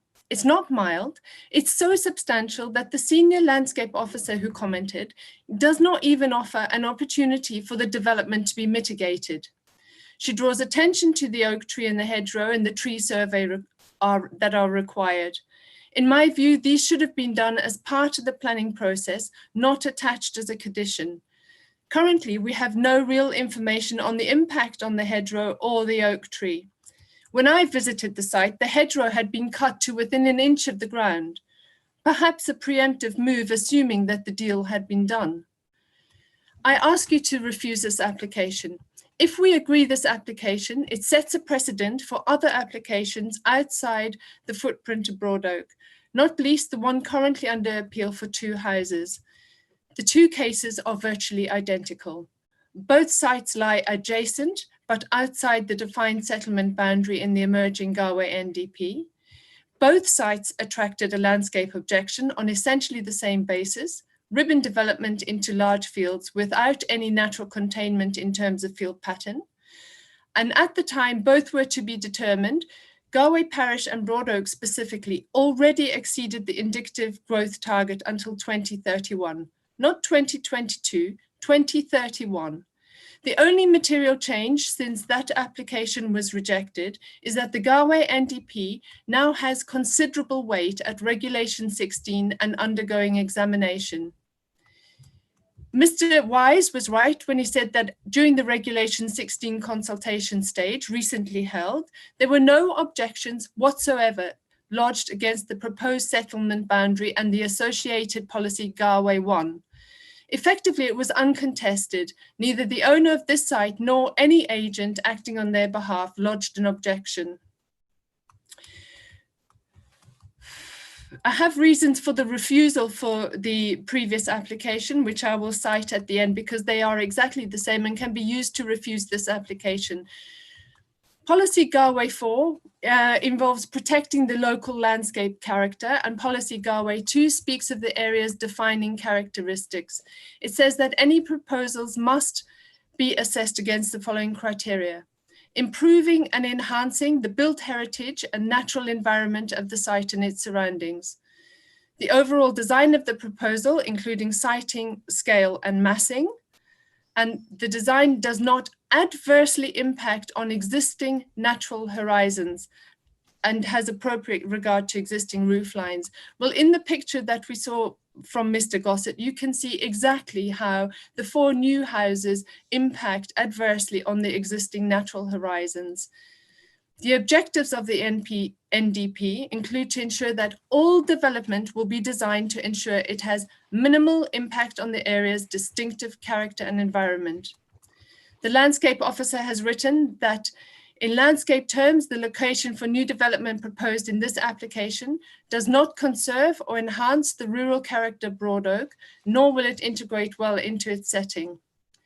The cumulative impact of 7 new buildings rather than just 4 permitted will create a creeping change to stretch out the village further south in a more suburban character, which is not locally distinctive. Continuing development further south along this road reduces the rural gap between the village and the farm buildings at Caldecott Farm, an important separation that should be retained so that the cumulative impact of built development does not dominate views and character of the area. So members, Broad Oak has done its bit for the NPPF. It's done its bit for the core strategy, and it's done its bit for housing in Herefordshire. If coronavirus has taught us anything, it is to value our homes and the well-being of our communities. We destroy these communities with disproportionate growth at our peril. The housing land supply will remain insufficiently affected by another 3 houses, but the impact on Broad Oak is enormous.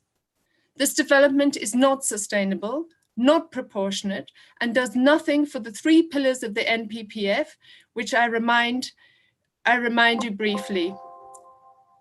Sorry, I'm right. Social. It does nothing. These are not the kind of houses the community needs because they are unaffordable.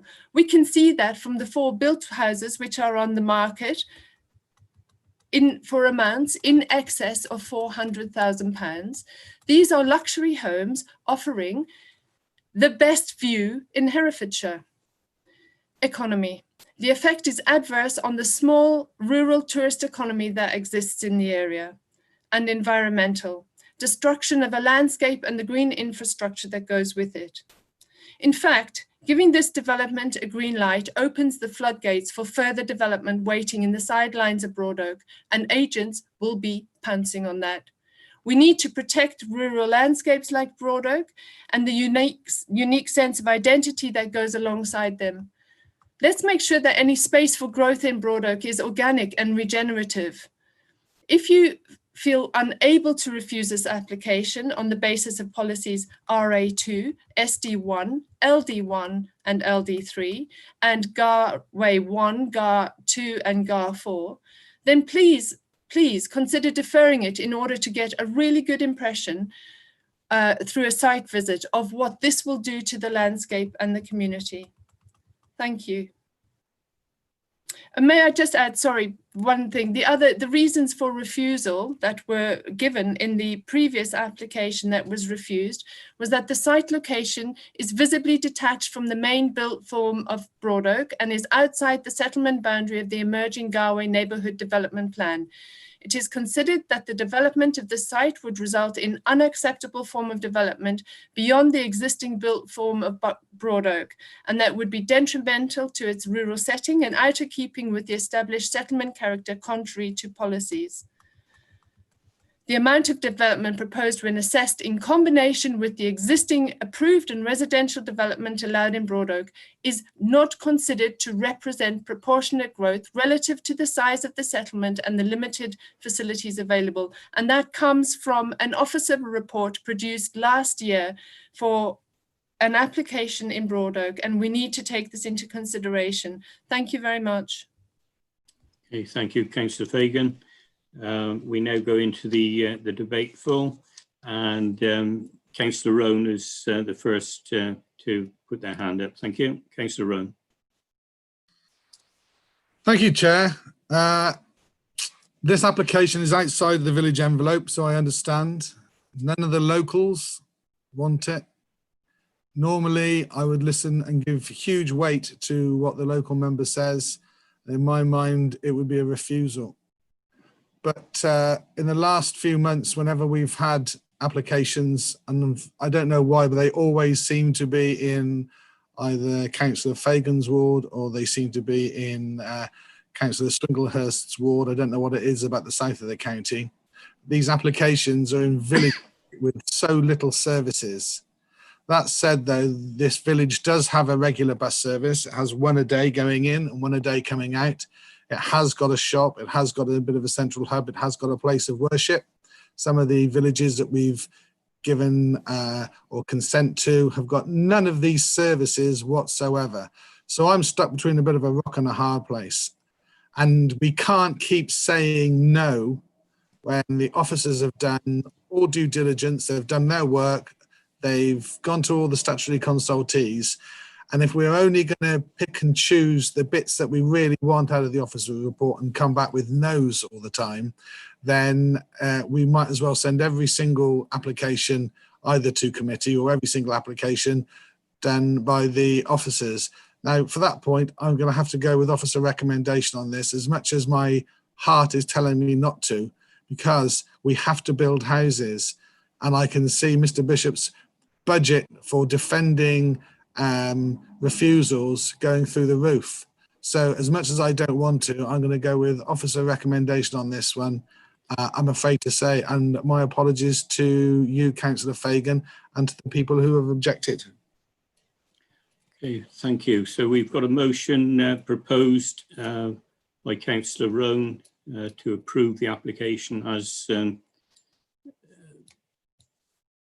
suggested.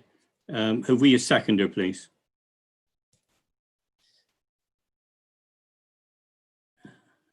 Nobody is coming forward to second just at this moment in time.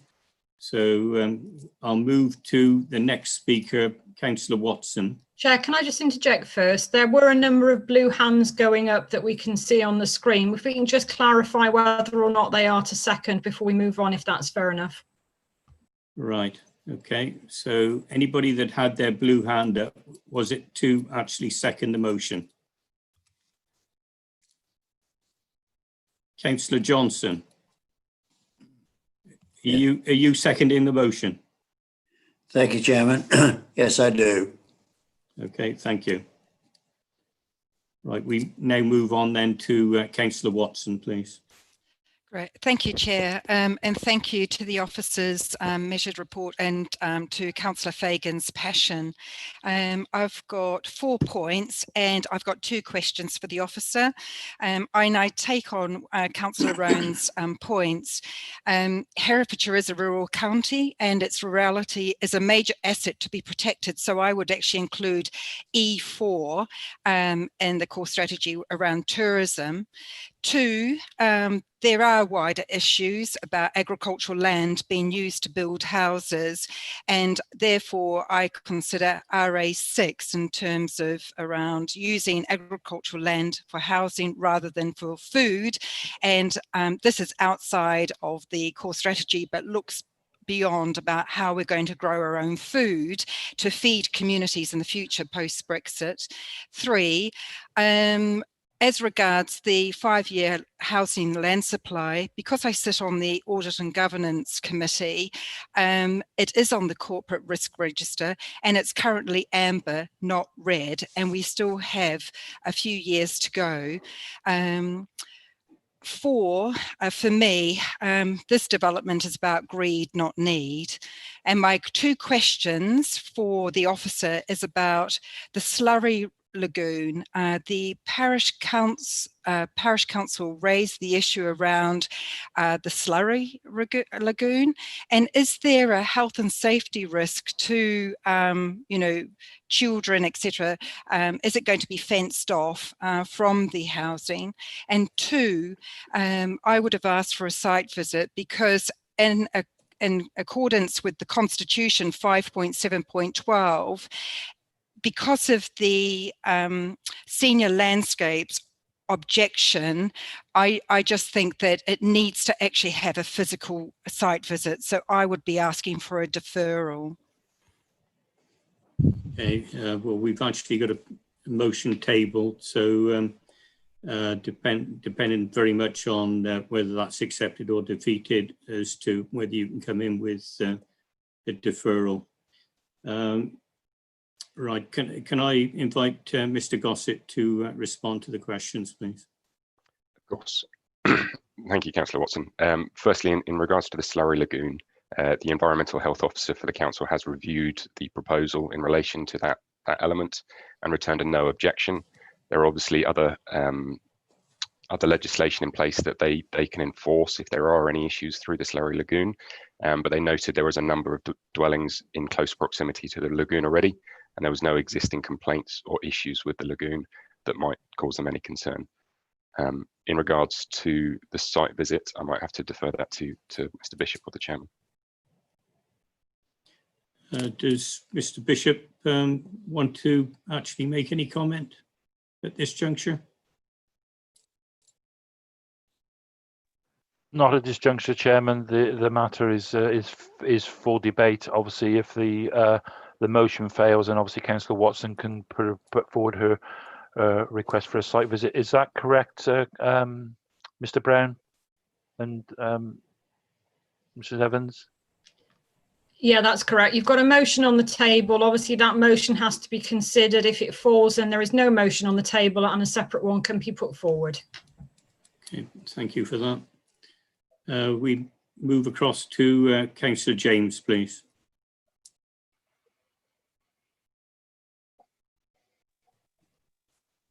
Thank you, Chairman. This is a difficult one.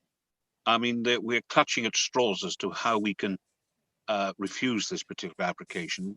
I mean, the examples given or proposals of it being outside the settlement boundary, well, I'm afraid we've broken that numerous times in the last few years.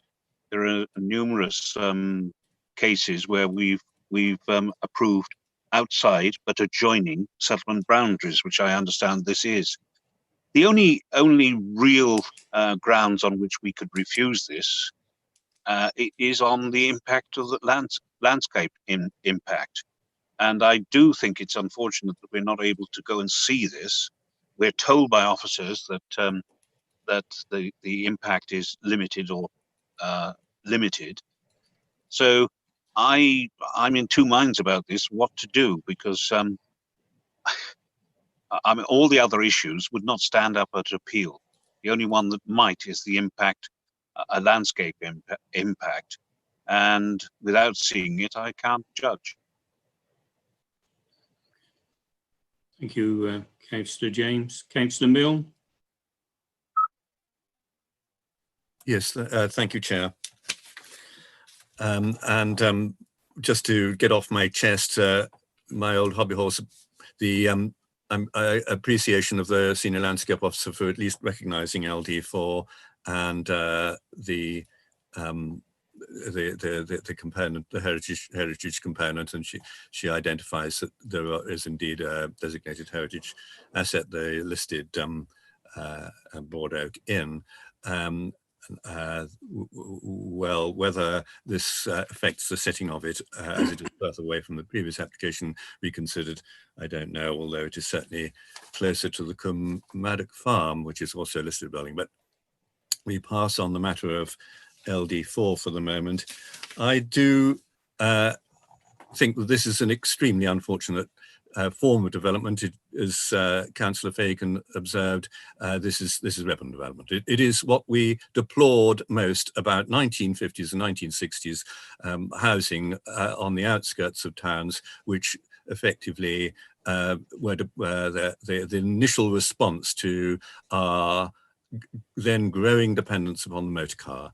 The thing that we have learned, if nothing else, over the last 18 months or so, is that we are in a period of climate emergency, and we have declared a climate emergency. So SS7 is surely engaged. This is our policy, which obliges us to look at the carbon footprint in all aspects of our developments. And continuing to build in highly sensitive landscapes, urban development, which is inevitably car dependent, in outside of agreed settlement boundaries, is really quite an appalling thing to do, and I will not be supporting this application. Thank you, Chair. Okay, thank you, Councillor Milne. Councillor Guthrie, and then Councillor Millmore. Thank you, Chairman. I share the concerns of the local ward member, Galway Parish Council and local parishioners who are objecting to this application. I think there is a real concern over the adverse impact on the character and amenity of Broadoak, which the senior landscape officer has detailed in the report.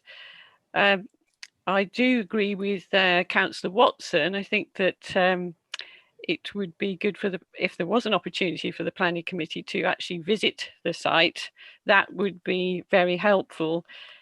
Also, I concur with the senior landscape officer stating that the proposal does not conserve or enhance the rural character of Broadoak.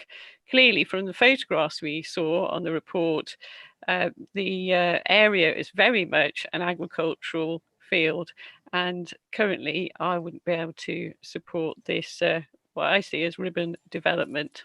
Thank you, Chairman. Okay, thank you, Councillor Guthrie. Councillor Millmore. Yes, thank you, Chairman. If the NDP had been made, I would refuse this application, but as it is, I can't see any material reason to object to this application. So therefore, I will be supporting it. Okay, thank you. Have we any further speakers, please? Chair, if it's possible, if I can just interject before we move back to obviously taking any questions.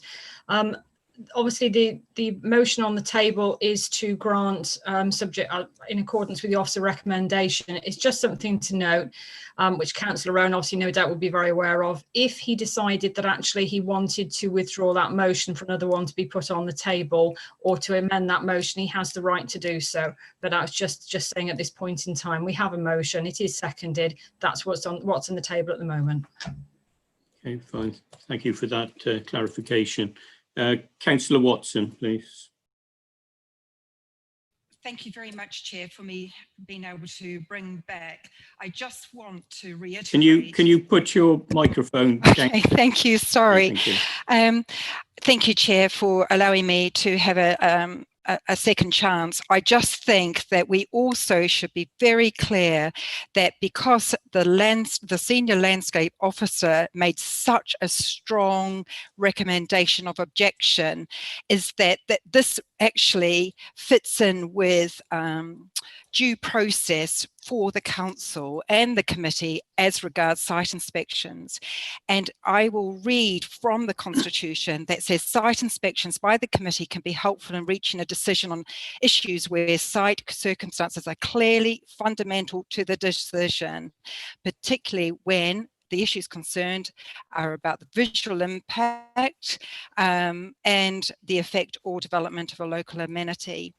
And the criteria is that the character or appearance of the development itself is a fundamental planning consideration.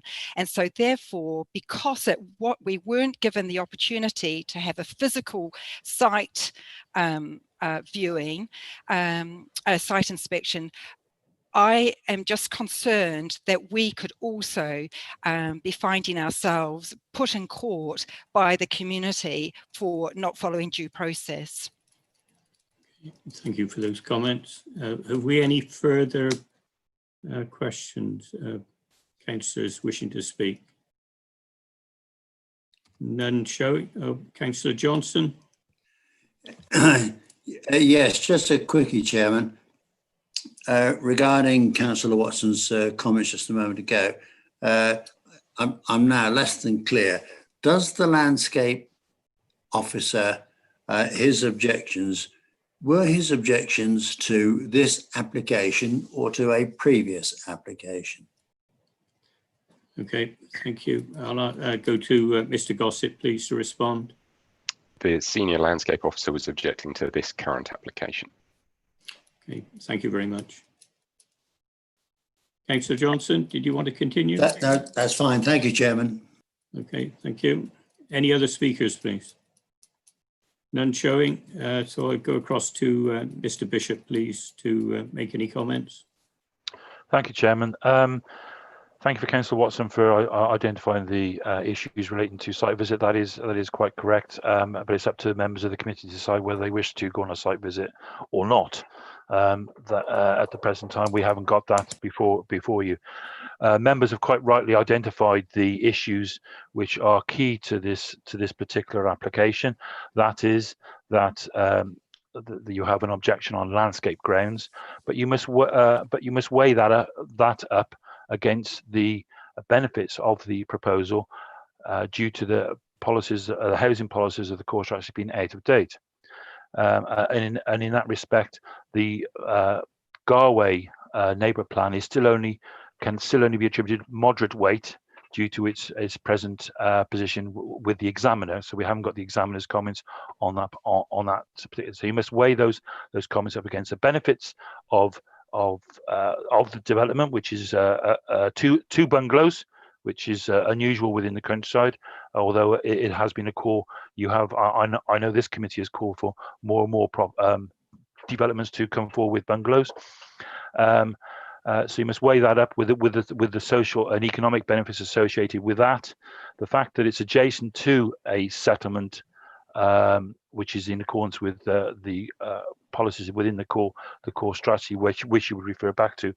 Weigh all that up against the proposals, which the objection, which specifically is the objection on landscape grounds, but it is not a designated landscape area.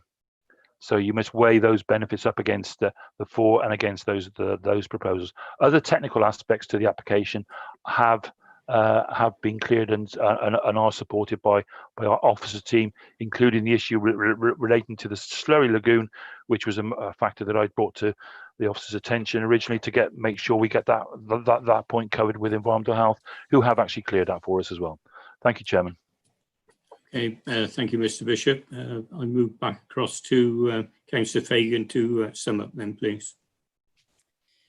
Thank you, Chair. I would just like to reiterate actually that the impact of this development on Broad Oak is substantial. It's not mild, and it's not just a case of, well, great, we'll get bungalows and, you know, another house. What difference is that going to make? It is not going to make a difference to the housing land supply. It is going to make a substantial difference to Broad Oak. And please, if you have any doubt about this, then please do not support this application, and then please put forward something so that a site visit can happen, because it is essential that you go and have a look at this site, have a look at the impact of the 4 new houses that they have on this landscape. Believe me, what is happening is that a wall of luxury houses is being built across the horizon because they offer the best views in Herefordshire, and that serves the local community in no way whatsoever. It has no environmental benefit, it has no economic benefit, it has no benefit to the social structure of this place. Please do not support the motion to approve this application. Please ask for a deferral and then go and have a look at the site yourselves. I do not believe that we can serve the taxpayers, the council taxpayers of Broad Oak in the proper way if we don't do that. Thank you. Right, thank you, Councillor Fagan. Well, we have on the table a proposal for approval of this application as recommended by the planning officer for the erection of 1 dwelling plus 2 bungalows. It's an outline planning application. I'll remind members that they need to have been present and heard all the debate and the presentation by Mr. Gossett. If there's any member that is present that is aware that they aren't eligible to vote, if they could just make it known now. But otherwise, I'll move across to Mrs. Evans to take the vote, please. Thank you, Chair. I've got a blue hand. Councillor Paul Andrews, please. I do Just to clarify, I did move away from the camera, but I was listening to the debate. Okay, thank you for that, Miss. Thank you Okay. for that, Councillor Andrews. Mrs. Evans, please. Thank you, Chair. The motion before you is to grant planning permission in accordance with the officer report and the updated report as it stands. The mover was Councillor Rowan, seconded by Councillor Johnson. You are voting on that. If I could ask you to confirm whether you are for, against or abstain on that motion. Thank you. Councillor Graham Andrews. Against. Councillor Paul Andrews. Against. Councillor Polly Andrews. Abstain. Councillor Foxton.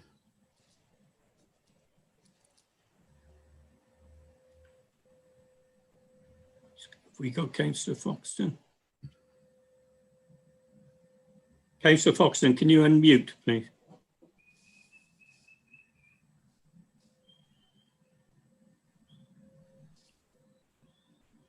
Bottom left of screen.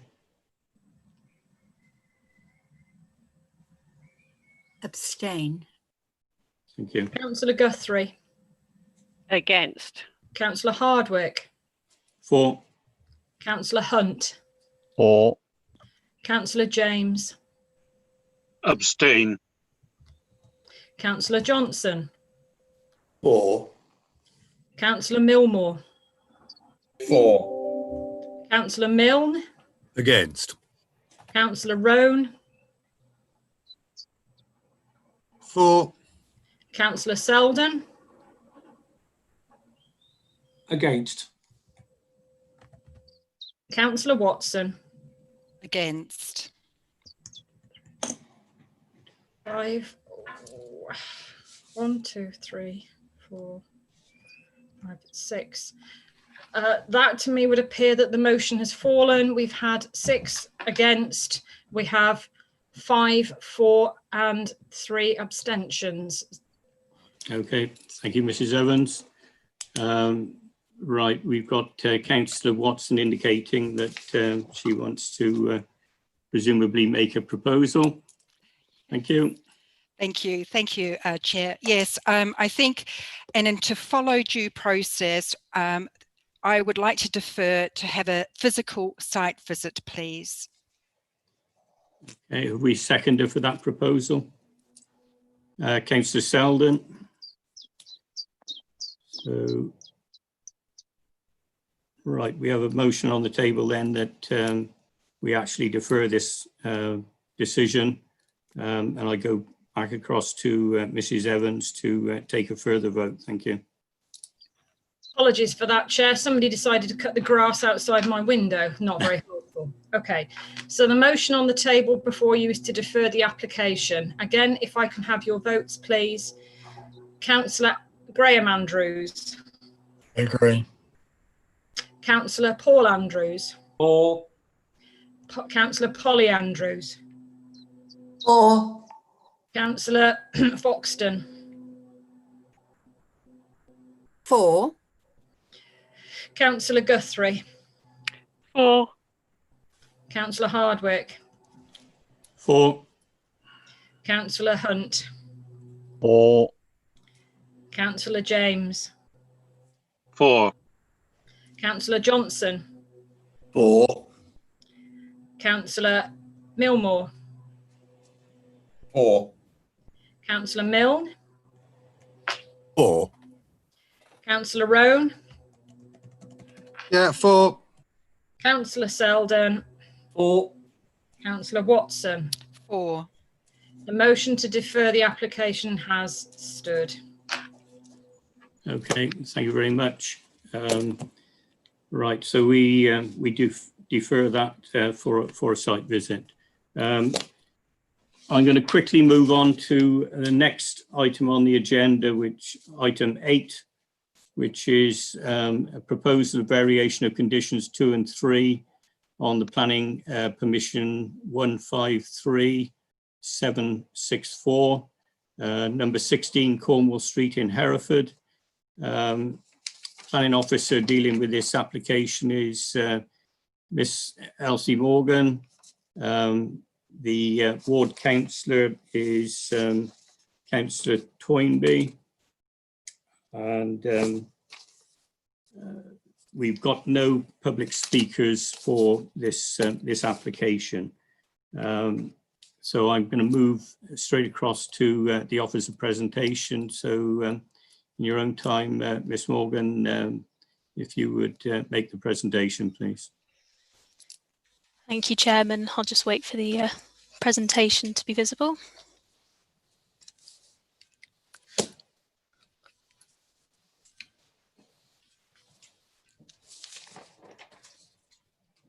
Can it be seen on anyone's screens, or is it just me? Not yet. Another technical hitch.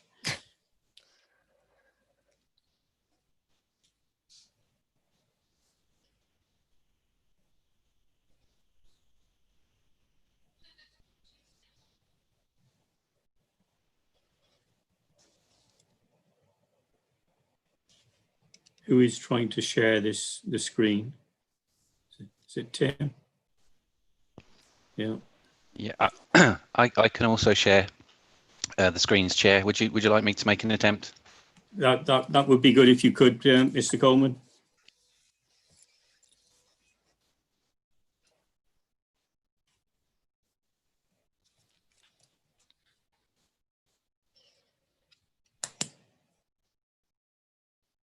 Fine. We can see the screen now. Thank you.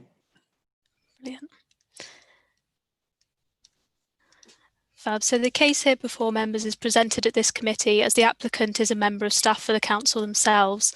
So this would usually not be dealt with at committee, but as a delegated matter. The scheme is assessed against the adopted Herefordshire local plan, whilst the Hereford area plan remains at the drafting stage and cannot be afforded weight in the decision-making process. The application relates to a site located within the residential area of Whitecross, Hereford, as indicated by the red star. And next slide, please. 16 Cornwall Street is shown in the above plan with the site edged in red, and it's a late Victorian red brick terrace dwelling located on the north side of the road, which originally comprised 2 bedrooms on the first floor with access to an attic storeroom. It has a monopitch 2-storey addition at the rear, which is characteristic of the area, as well as a slightly later single-storey lean-to extension. Next slide, please. The site benefits from planning permission granted for the construction of a first floor flat roof extension over the conservatory and a flat roof dormer window. Next slide, please. Under this application, planning permission is sought for a variation of conditions 2 and 3 of the previous partially implemented permission 153264 to allow changes to the design of the first floor element of the extension and permit the use of a contemporary timber cladding as clearly depicted in the submitted plan, instead of a combination of brick and render and cladding. Next slide, please.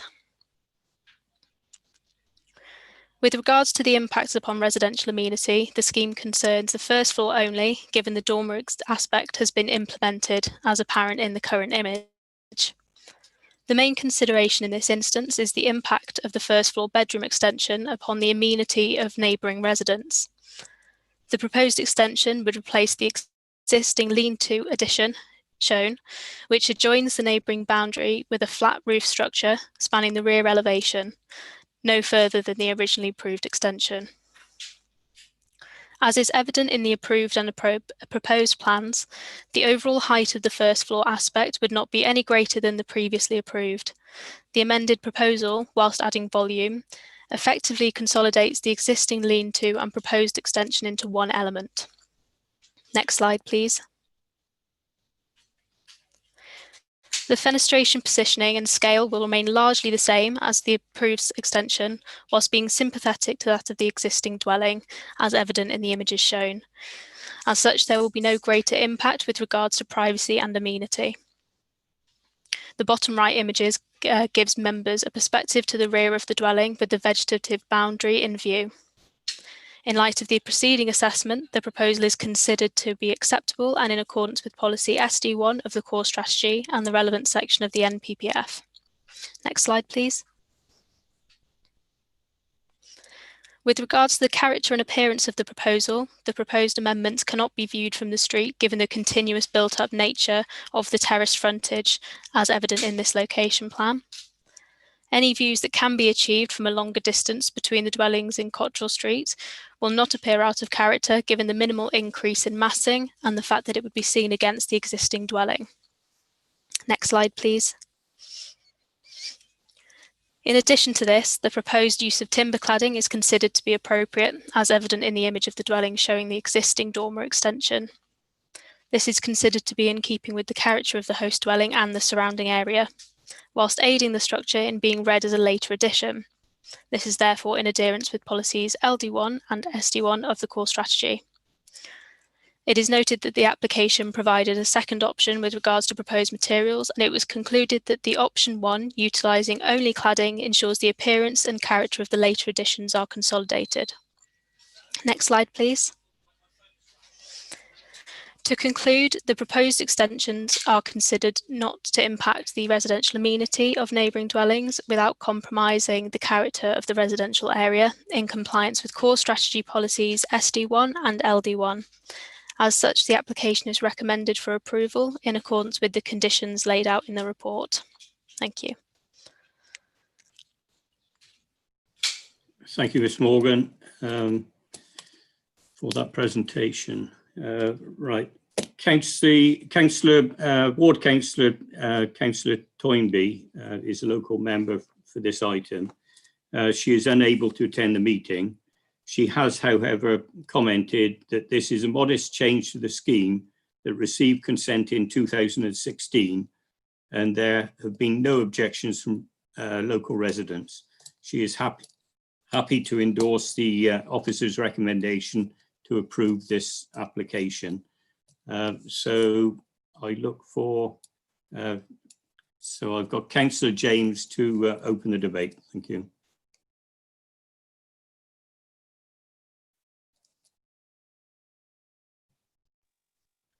Thank you, Chairman. I move recommendation as listed in the papers. Okay, thank you. Have we a seconder, please? Yes, Councillor Paul. Yeah, Councillor Paul Andrews to second. Did you wish to speak, Councillor Andrews? No, just as approval, Chair. Right. We further speakers, please. None showing. Sorry, Councillor Milne. I can't let this go without at least a token debate. I feel sure. I would have been surprised if you didn't. This application doesn't affect the principal elevation on Cornwall Street, and were it to do so, I think one might express some concern. It's purely at the back, as Councillor Toynbee has said. There's been no local objection, and one should be encouraging, in my view, individual householders to extend their houses in a way which allows them to express themselves, that enhances the amenity of their properties, and I shall be supporting this application. Thank you, Chair. Thank you, Councillor Milne. Have we any further speakers? None registered at the moment. If not, I'll go across to Mr. Bishop to make any comment. Thank you, Chairman. My only comment is to congratulate Elsie Morgan on presenting her first application to committee, which obviously, bear in mind, is a virtual committee. She's very good as well. So thank you very much, Chairman. Okay, I'd like to agree with Mr. Bishop. It was a very good presentation, Ms. Morgan. Thank you. Right. We've got on the table then a motion to approve this application proposed by Councillor James, seconded by Councillor Paul Andrews. I will move across to Mrs. Evans to take the vote. Thank you. Thank you, Chair. Just for update, as Councillor Hardwick has said, the motion is subject to the conditions as set out in the report before you. If I could just ask you to confirm for, against or abstain, please. Councillor Graham Andrews. For. Councillor Paul Andrews. For.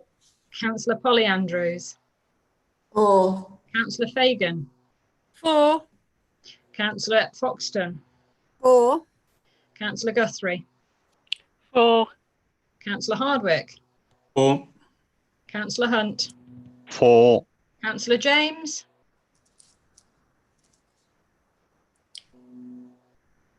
Councillor James? We can't hear you. I think he's frozen actually, so if we... Shall I come back, Chair? Yeah. Okay. Aye, four. Okay, right. He's on there.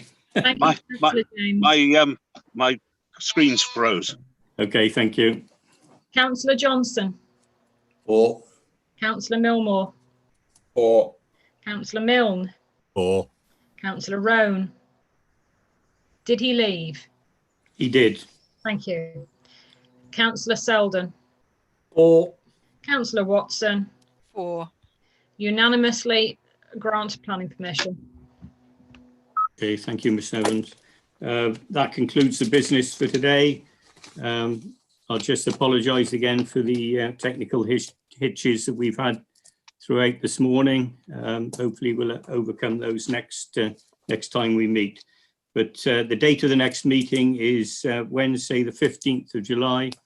Thank you all very much for your attendance. And before I formally close the meeting, can I have confirmation that the live stream has ended?